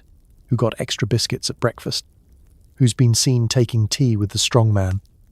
It's always the tattooed lady, and always for artistic inspiration. You all know the drill. Perfection on stage, solidarity off. The bearded baby, barely out of nappies and already sporting a respectable set of mutton chops, idolizes the older girls and practices her beard-flourishing technique in the mirror. Life on the road isn't easy, but you've learned to work it to your advantage. Victorian society may frown, but your freakishness is your ticket to a life less ordinary. You have more freedom than most women outside the tent, your own income, your own friends, and the right to wear mustache wax without explanation. Of course, with that freedom comes the relentless gaze of the public, who expect you to be both a spectacle and a saint, a marvel and a moral lesson, sometimes all in the same afternoon. Fans send love letters, marriage proposals, and, occasionally, lockets of their own hair. Journalists swarm after every performance, eager for the next scandal or miracle diet tip. Madame Flora swears by sardines and patience. The armless wonder's 5 secrets for flawless ankles. You give interviews in velvet and pearls, and always with a sharp wit, because if you're going to be a headline, you might as well write it yourself. But the real drama is backstage. You and your fellow oddities swap stories, swap costumes, and swap revenge plots for when the tattooed man inevitably borrows your best hat pin. There's competition, sure, but there's also camaraderie, late-night talks over cold soup, secret handshakes, or foot shakes in the case of the armless wonder, and a mutual agreement to never let the strongman pick the evening's entertainment. He's partial to puppet shows. On stage, you perform with a combination of confidence and carefully curated charm. The audience watches, transfixed as you twirl, bow, and showcase whatever makes you different, be it hair, ink, or the ability to thread a needle with nothing but a stubborn toe and a dream. You own your spotlight, even when the critics try to reduce you to a curiosity or a cautionary tale. Of course, there's always someone ready to whisper that you're ruining womanhood or setting a bad example for the children. You laugh, tip your top hat, and remind them that nothing ruins a woman's reputation like living on her own terms. At the end of the night, you and your circus sisters strip off your sequins, share a pot of tea, liberally laced with something stronger, and toast to the grit, glamour, and gossip that bind you together. Because whether you're growing a beard, flaunting your tattoos, or dazzling the crowd with your toes, you know the secret. In the world of the Victorian sideshow, the women are the real main event, and the weirdest girl group the world has ever seen. The money's never great, but it's better than working in a Victorian match factory. Sometimes you're paid in coins, sometimes in sausage rolls, always with a side of disappointment. You learn early on that wages is a flexible concept under the big top. Your contract, if you can find it among the ringmaster's pile of IOUs and overdue rent notices, promises a fair share of the nightly takings. What this actually means is a surprise every payday. Will it be a little sack of grimy pennies? A mysterious voucher for one free foot massage from the tattooed man? Or, if the box office has been particularly slow, just a lukewarm pork pie, and the sincere hope that next week will be better. Each evening, after the last curtain falls and the crowds have drifted off in search of cleaner entertainment, the circus performers line up for their dues. The bearded lady tallies her beard wax expenses, the living skeleton rattles a tin for spare change, and the armless wonder patiently waits for someone to count her coins for her. The ringmaster stands at the head of the queue, looking as if he's about to pull a rabbit from his hat, but more likely just producing an apologetic shrug and a stack of hastily scrawled receipts. If you're lucky, you might receive a handful of copper coins, worn smooth by generations of anxious palms. If you're less lucky, you'll get a slice of yesterday's pie, wrapped in a page from the local Gazette featuring a review that called your act peculiarly robust.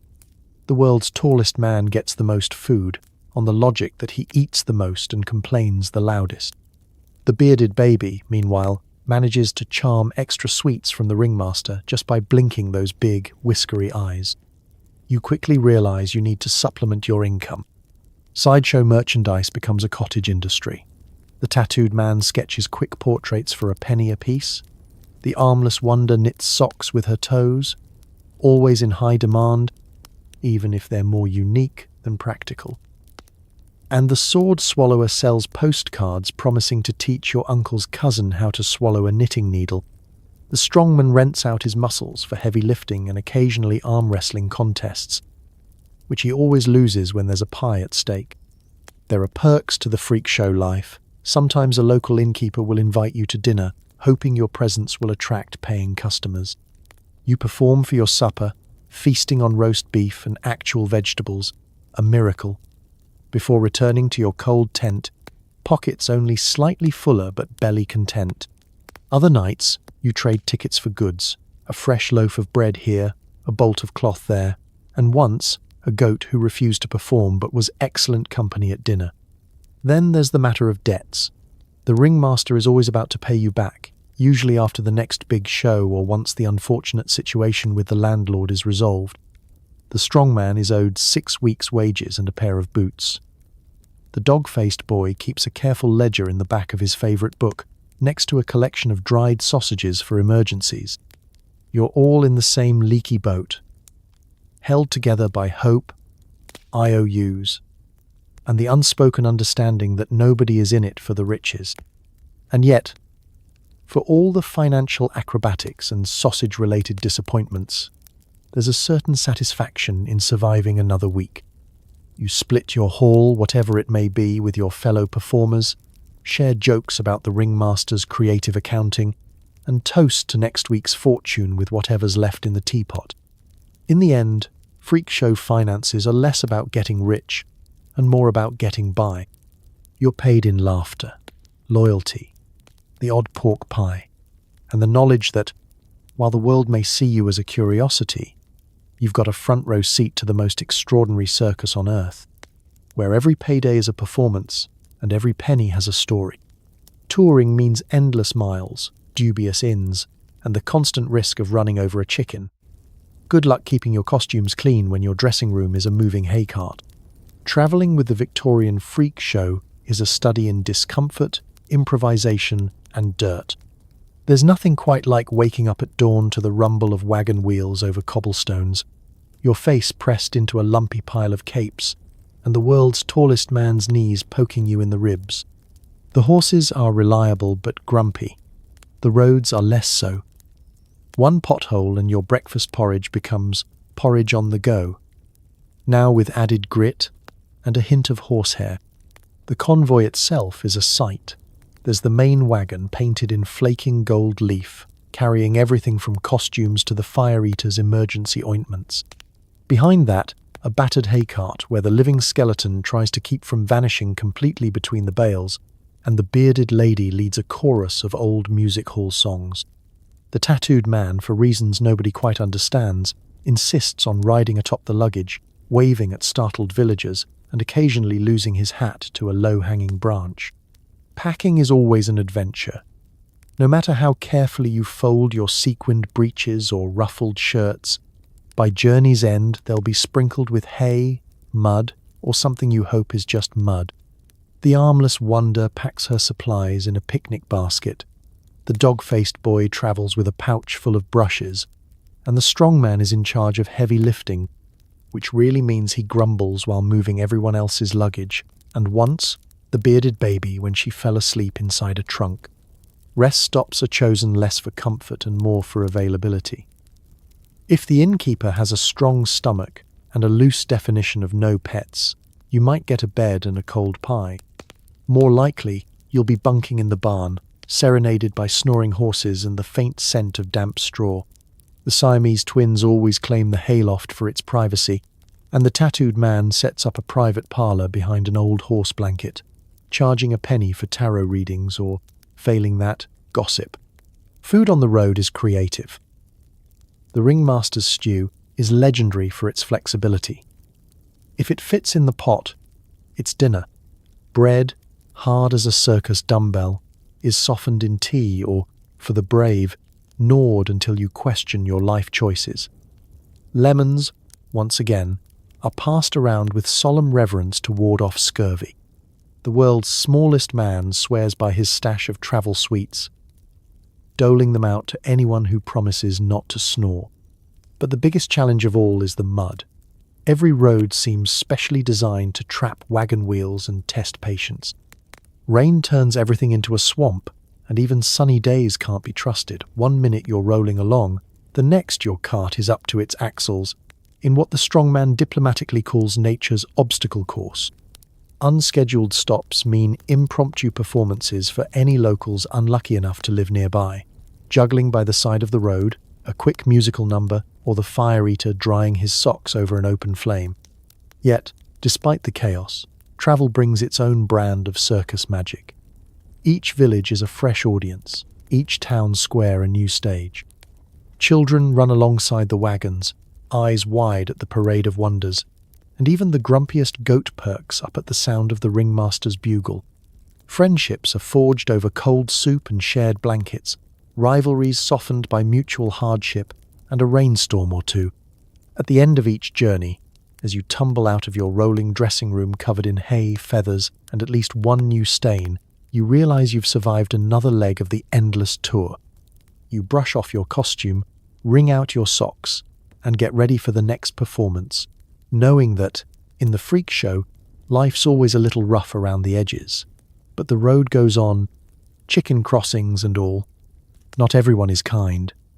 Some people gasp in awe, others throw things. The worst hecklers are children, and tomatoes stain forever. There's no preparing for what greets you when you step into the glare of the circus ring. Some nights, it's a tidal wave of applause, mothers dabbing their eyes, fathers whispering, "Can you believe it?" Other nights, it's a storm of muttering, scowls, and a few suspiciously overripe vegetables flying in your general direction. The world, it turns out, is full of critics, and most of them have excellent aim. Your opening bow is always a gamble. The ringmaster's voice booms, the spotlight hits, and you steel yourself for the great Victorian audience roulette. The front row, a sea of bonnets and sideburns, is full of promise or peril. The bearded lady gets the wildest cheers, especially from gentlemen with thinning whiskers. The living skeleton receives a mix of fascination and fainting. The strongman, predictably, gets challenged to arm wrestling by at least 3 local butchers per town, all of whom lose with great ceremony. But it's the children you fear most. They are small, sharp-eyed, and utterly without mercy. They shout questions, loudly. "Is your beard real? Can you lift my brother? Are you magic or just weird?" Once, a small boy asked the tattooed man if he coloured himself in with crayons every morning. Another time, a girl marched on stage and tried to braid the dog-faced boy's sideburns. It took a full week to untangle him, and the trauma lingers to this day. Adults are no better, just quieter about it. Some come to marvel, clutching their tickets and hoping for something to gossip about at dinner.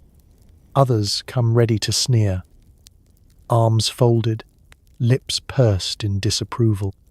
There are always those who claim it's unwholesome, not fit for children, or an affront to decent society, the same people who, by intermission, have secretly joined the longest line for autographs.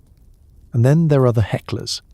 Tomatoes, as it turns out, are the heckler's weapon of choice. They travel astonishing distances, especially when launched by an irate baker or a particularly enthusiastic toddler. The bearded baby, wise beyond her years, carries a handkerchief for the inevitable splatter. The ringmaster insists tomato stains are the badge of true stardom. The laundrywoman disagrees. Reactions can change on a dime. One minute, the fire eater is receiving a standing ovation for not setting his own hair on fire. The next, he's dodging bread rolls and a barrage of unsolicited advice. Try more salt. The Siamese twins are greeted with awe, followed by a long line of people asking for just one photograph. "Oh, and could you hold my baby?" The tattooed man is either revered as a living work of art or eyed with suspicion by the local constable, who mutters about public indecency and excessive illustration. Every performer develops their own survival tactics. The world's tallest man has perfected the art of the polite nod, smiling just above the heads of the crowd. The armless wonder can tie her shoes, play piano, and dodge a tomato, all with her feet. The bearded lady carries herself with regal calm, refusing to be ruffled by anything less than a thrown cabbage. The living skeleton simply hides behind the strong man at the first sign of trouble, hoping the hecklers are distracted by biceps. Of course, behind every sneer is a glimmer of awe, and behind every jeer is a secret wish to be a little bit different. For every tomato, there are a dozen shy smiles and a handful of grateful letters, kids who feel a little less alone, grown-ups who marvel at the courage it takes to step into the light. You collect the cheers and learn to laugh off the jeers, armed with quick comebacks and a wardrobe of slightly stained costumes. At the end of the night, applause or tomatoes, you bow with the rest of your circus family, knowing that even if not everyone is kind, everyone leaves a little changed. After all, it takes a true performer to turn a tomato stain into a badge of honor and a heckle into a standing ovation eventually. Licenses, morality codes, and Victorian police officers with impressive moustaches. Every town has its own rules, and most of them are designed to make your life harder. You know you're living on the edge of Victorian decency when the sight of a 2-headed sheep sends the local constabulary into a tizzy. The ringmaster arrives ahead of the show, hat in hand, to navigate the maze of municipal paperwork. Performing license for notable oddities. Permission to display unusual facial hair. Certificate of no tomfoolery on Sundays.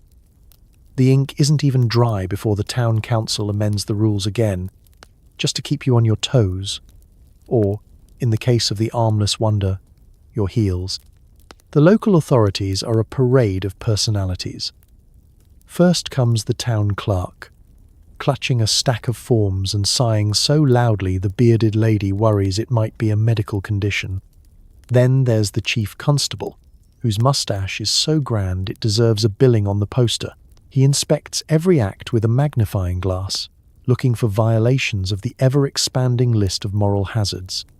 Top of the list, tattooed flesh, beards exceeding 6 inches, and any act involving more than 1 lemon. Morality codes change with the weather. Some towns insist the living skeleton must wear 2 waistcoats at all times, for the sake of decency. Others demand the bearded baby cover her chin, lest she corrupt the youth.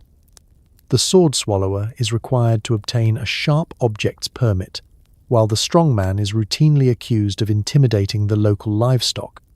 The bearded lady, forever composed, simply hands over a copy of her own hand-drafted certificate of whisker excellence. Showtime is always a gamble. Sometimes you're permitted a full program, fire eaters, dog-faced boys and all. Other times, the authorities cut half the acts, leaving you to improvise. Tonight only, a thrilling lecture on the history of the turnip. The turnout, poor. The heckling, robust.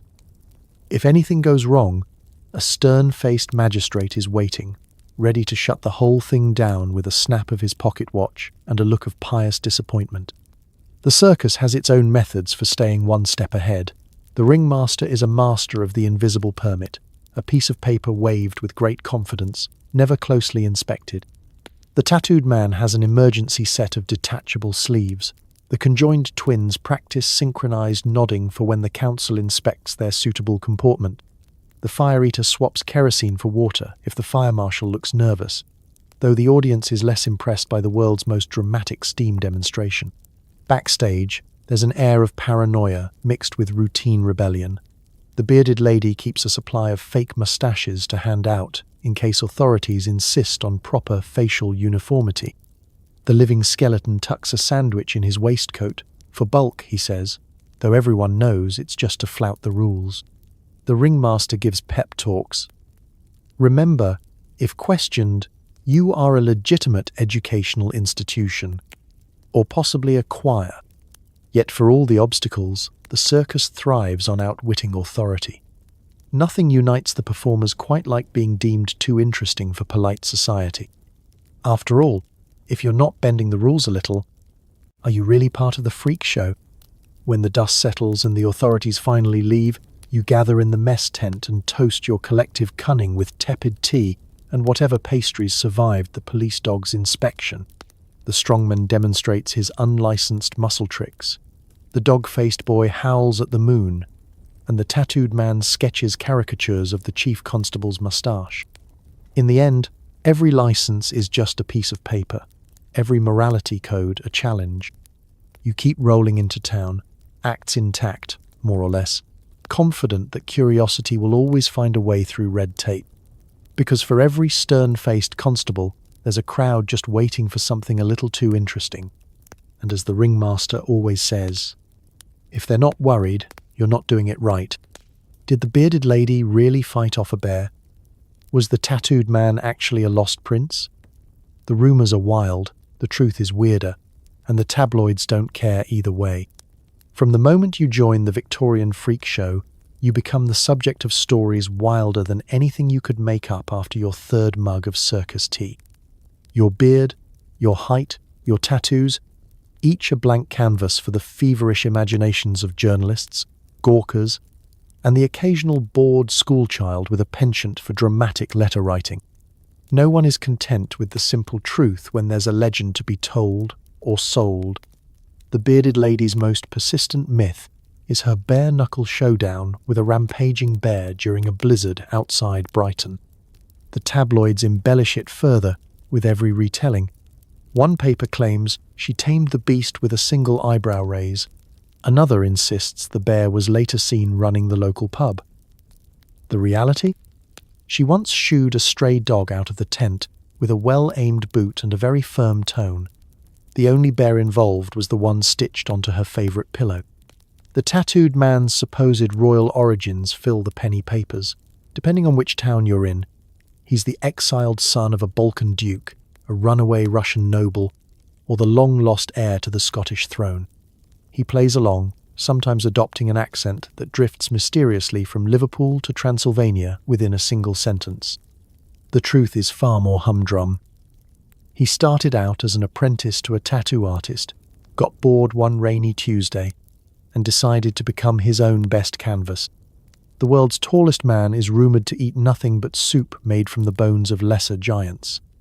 A competing tale says he sleeps standing up and once served as a lighthouse in Dover. His actual secret? A heroic intake of bread pudding and a mortal terror of low-hanging chandeliers. Meanwhile, the living skeleton is believed to survive on moonlight and air alone. Someone even claimed he was a ghost, until he tripped over the strongman's boots and proved, at the very least, that ghosts can stub their toes. The armless wonder's legend has her knitting with her teeth while balancing on a tightrope over Niagara Falls. She's never been to Canada, but she does have an impressive collection of socks and the patience to deal with endless questions about, how do you do that? Meanwhile, the Siamese twins are whispered to share a single mind, able to communicate by thought alone. In reality, they can barely agree on tea versus coffee. And most of their telepathy is just the result of years of bickering in close quarters. Of course, the freak show itself has its own lore. Haunted wagons, cursed costumes, and the ringmaster's legendary winning streak at cards fueled entirely by his ability to accidentally drop an ace from his sleeve. There's talk of a ghost that rearranges costumes and of a chicken that lays golden eggs. The truth is far less exciting but much more practical. The living skeleton likes to try on other people's hats, and Matilda the chicken just likes shiny things. Tabloid writers thrive on the bizarre, the impossible, and the faintly scandalous. A bearded baby seen wrestling a goat in the moonlight? Print it! The fire eater is part dragon? Why not? By the time the story makes it home, you've become a cross between a folk hero and a cautionary tale, at least until the next sensation rolls into town. Backstage, the performers share these stories with a mix of amusement and resignation. You laugh about your own myth, add a new twist, and wait to see how it mutates by morning. Because in the end, the truth, like a good circus act, is all about perspective, a little exaggeration, and knowing that reality is always just a little stranger than fiction. So the next time someone whispers, "Did you hear?" you just smile. In the freak show, the myth is half the fun, and the truth is a story for another night. When the lights go out and the crowd goes home, what's left? For some, it's fortune. For most, it's a quiet room, sore feet, and the hope that tomorrow's audience remembers your name. There's a moment at the end of every show when the applause fades and the ringmaster's voice softens, when you feel the weight of it all. The laughter, the jeers, the tomatoes, some of which still linger on your costume. They dissolve into memory as the tent empties out, leaving only you, your circus family, and the ever-present smell of burnt onions and old grease paint. For the performers, legacy isn't measured in gold or headlines, but in the little things. The bearded lady's comb passed down to a hopeful protégé, the tattooed man's secret stash of sketches tucked into a battered trunk, the armless wonder's needlework hidden in the lining of costumes for luck. You all wonder what, if anything, people will remember. Will you be the marvel, the oddity, the punchline in a local pub story? Or just a name on a poster, fading with the paint? Most of the world moves on. Crowds love a new sensation, and there's always another miracle, another unbelievable act on the horizon. The living skeleton hears whispers of a bonier boy in Liverpool. The dog-faced boy spots a rival on a passing milk carton, the hirsute hero of Hastings.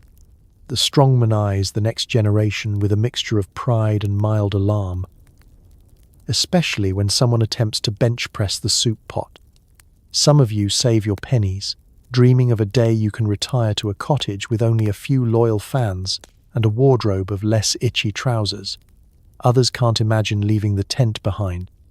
What else is there after all for a tattooed man but the endless road and the next wide-eyed audience? Even the bearded lady, for all her talk of settling down, admits she'd miss the nightly drama, the camaraderie, the chaos, and the glorious glittery mess. For every performer, there's a private cost. Sore feet from endless standing ovations and occasional running from creditors. Callosed hands, or toes, in the Armless Wonders case, from years of relentless practice. A thick skin, not just literal but emotional, from a lifetime of public scrutiny. There's loneliness too, especially on quiet nights, when applause fades to silence and the only sound is the wind rattling the tent flaps and the world's smallest man snoring softly nearby. But there's also pride. Pride in having survived and thrived in a world that's not always kind to those who are different. Pride in having brought laughter, awe, and even a little bit of shock to places that had none. Pride in knowing that your life, for all its strangeness, was fully lived, out loud, in colour, with a splash of sawdust and spectacle. The price of being different is never just what you pay at the door. It's paid in every double take, every question, every curious stare and awkward compliment. But the reward? You leave behind a legacy bigger than any tent, a story that lingers even after the lights go out. You're the reason some shy child dares to be bold, or why a crowd gasps in delight instead of disgust.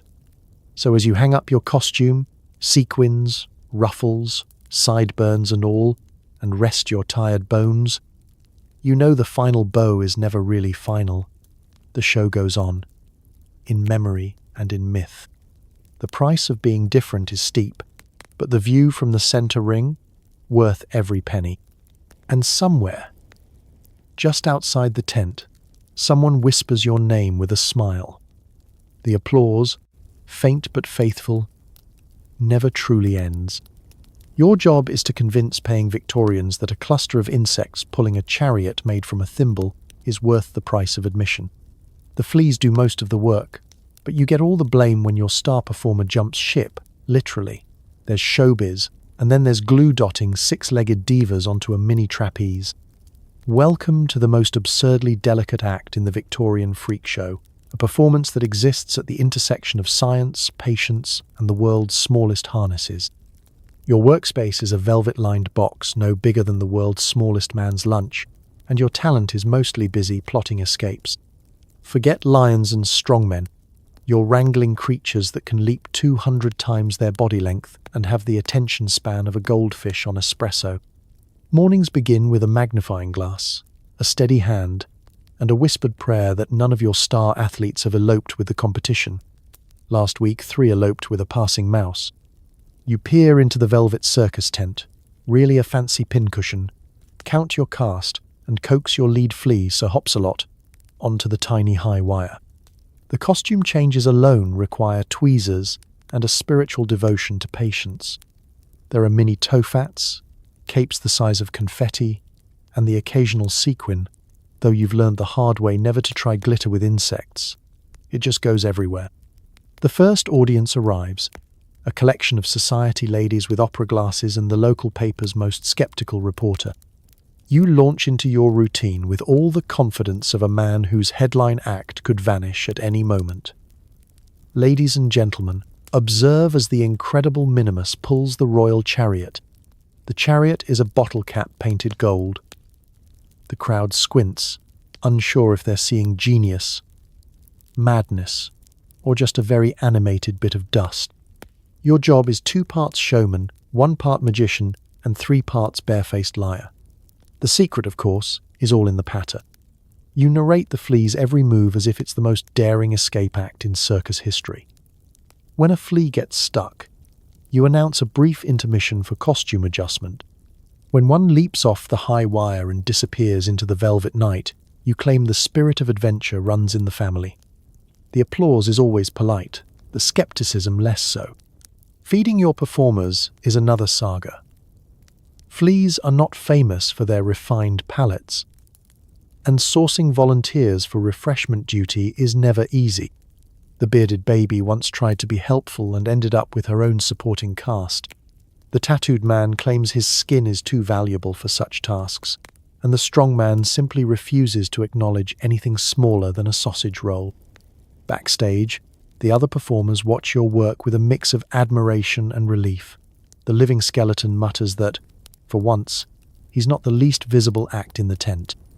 The armless wonder offers to sew you a new flea tent, which ends up the size of a button. The bearded lady finds the fleas charming, mostly because they remind her of past boyfriends, high maintenance and impossible to impress. There are hazards, of course. One strong breeze, and your entire cast could wind up in the lemonade. The Siamese twins once sneezed mid-performance and sent the acrobatics troupe on a cross-country tour. You've lost more fleas to sudden drafts, overzealous applause, and ill-timed yawns than you care to admit. You dream of a day when staying put becomes the fashionable thing for fleas to do. Still, there's an odd pride in mastering the world's tiniest talent pool. The crowd's laughter and squinting is its own reward. You sign autographs, mostly as a joke, and sometimes leave with more fleas than you started with.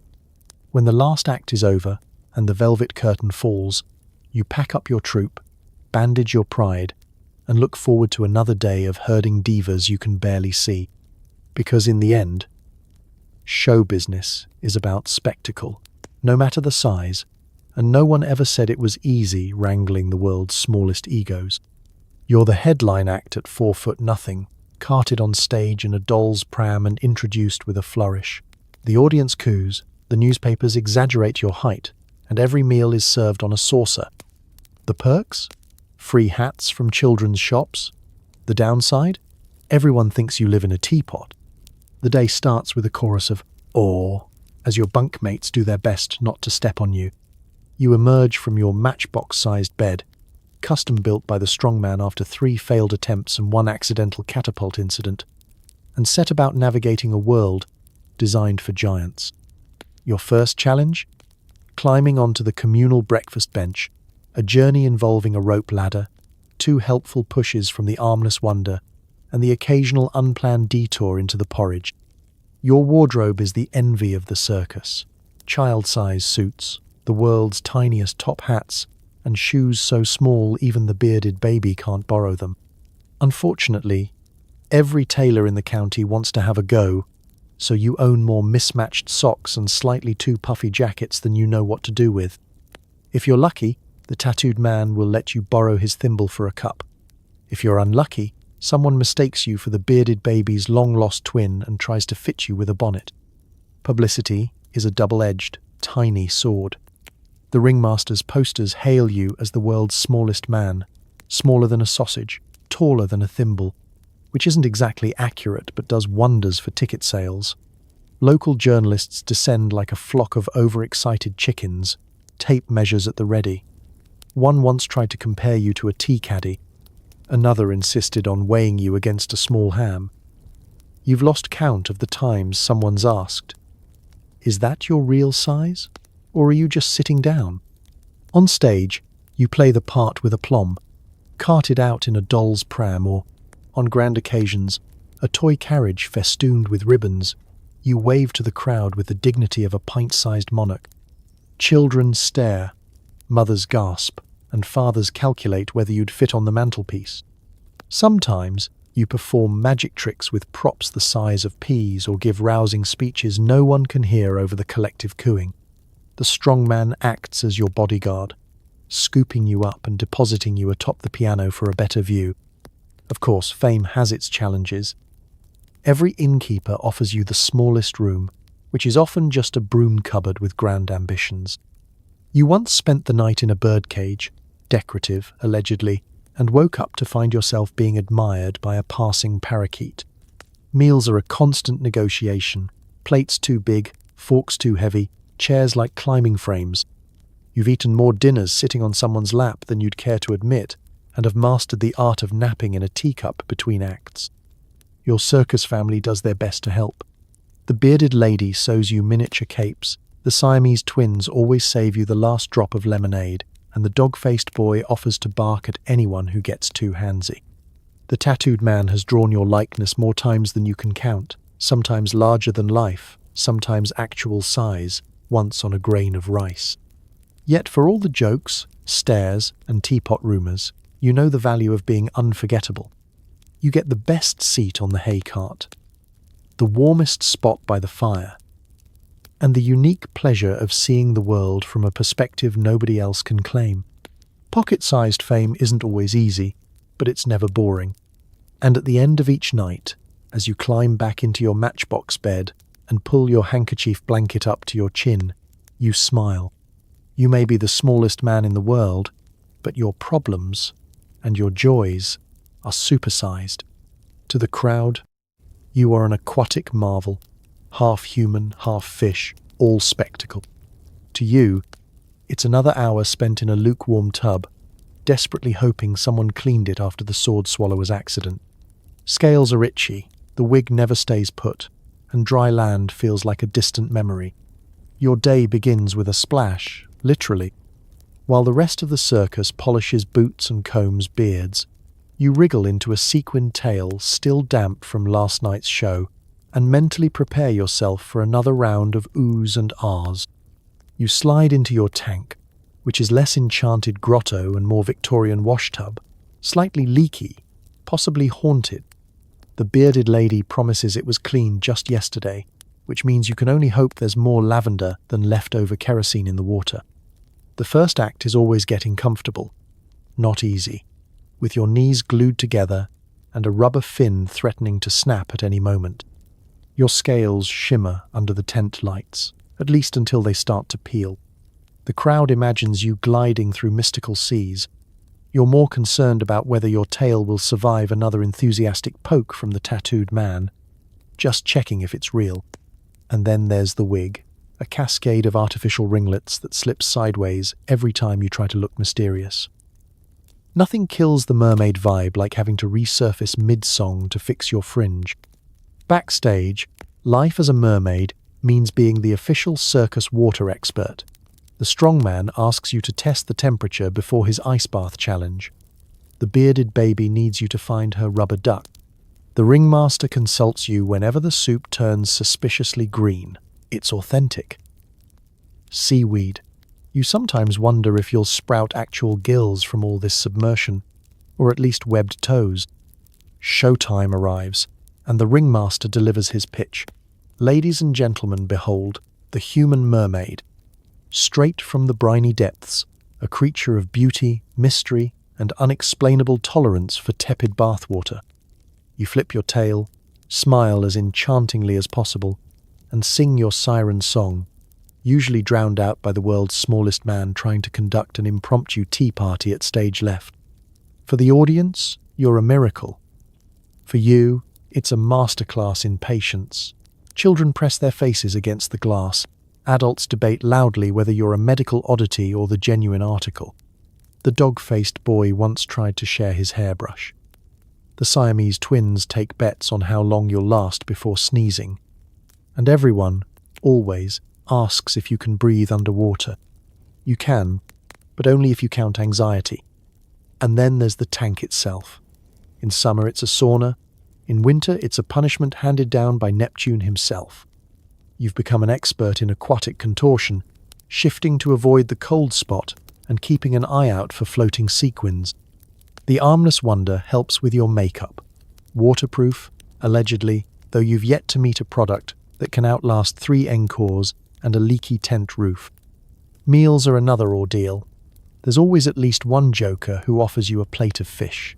You eat with your hands, perched on the side of your tank, hoping the strong man doesn't mistake your lunch for bait. The tattooed man once tried to feed you a seaweed biscuit. Never again. When the curtain falls, you finally peel off your tail, massage your cramping calves, and hobble backstage, grateful for even the scratchiest towel. But beneath the awkwardness is a kind of pride. You're not just the human mermaid. You're living proof that, with enough determination and waterproof glue, anyone can be a legend. Children dream of your world. Grown-ups secretly wish they could swim away, if only for a night. And as you flop into bed, scales and all, you know you'll do it all again tomorrow, for the applause, the laughter, and the hope that one day someone else will have to clean the tub. In the end, the human mermaid is more than spectacle. She's a survivor of soap, soggy wigs, and the endless, unpredictable tides of the Victorian freak show. Your poster claims you can play 3 instruments at once, and you've almost made it true if you count toe tambourine and knee cymbals. The crowd is mostly here for the bearded lady, but for one brief moment, you get to dazzle them with a waltz performed with every appendage you've got. Morning starts not with a serenade, but with a cacophony. The armless wonder is tuning the piano with her toes.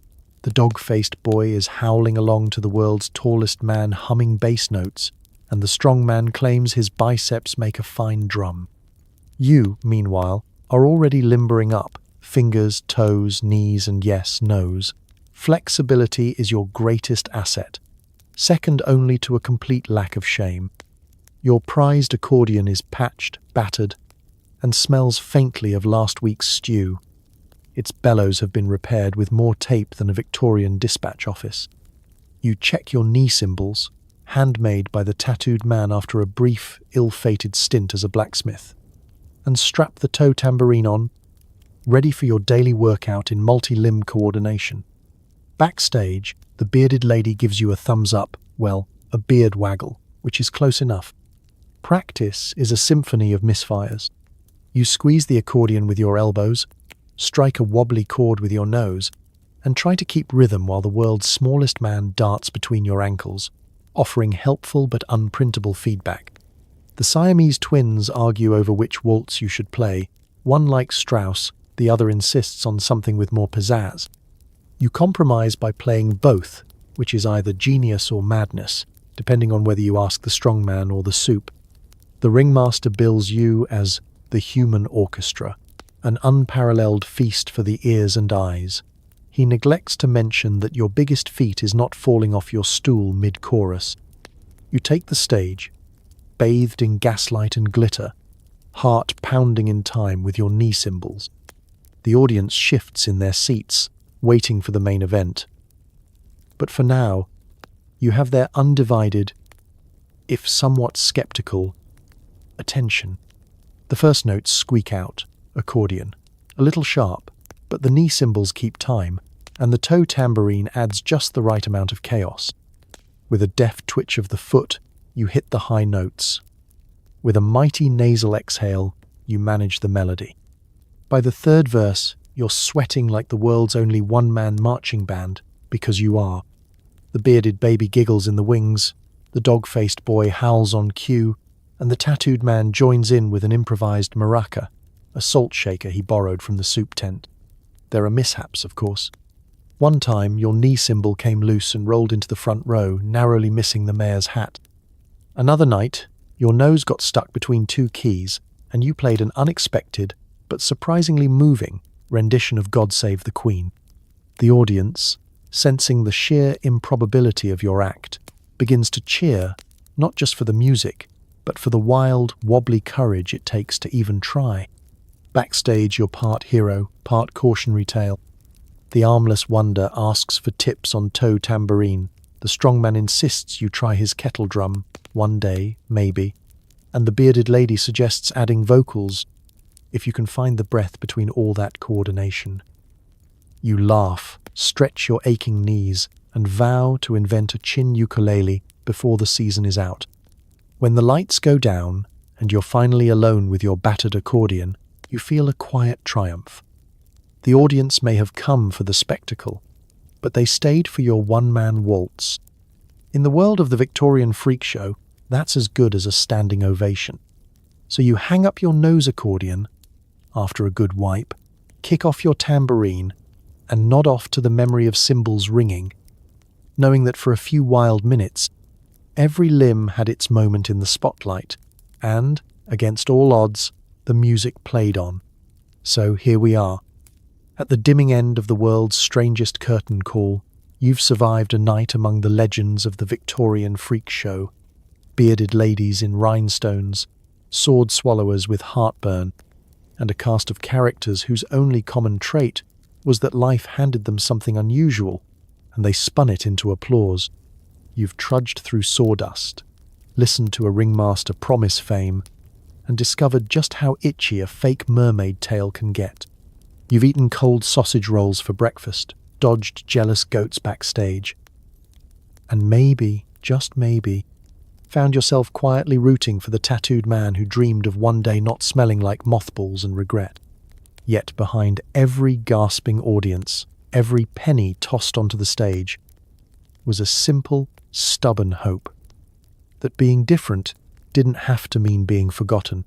For all their hardship, exploitation, and indignity, the real marvel wasn't what these performers looked like, but how they endured, outlasting ridicule, poverty, and the occasional flying tomato with more grace than most of us can summon before our morning coffee.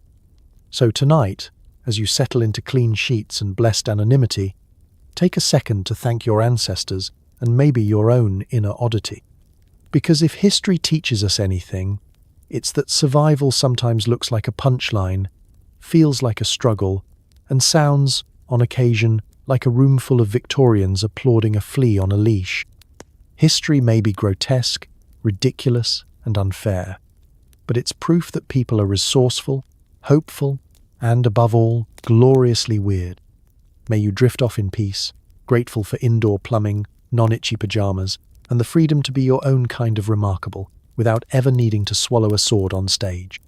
Good night, and may your dreams be odd, wonderful, and free of tomato stains.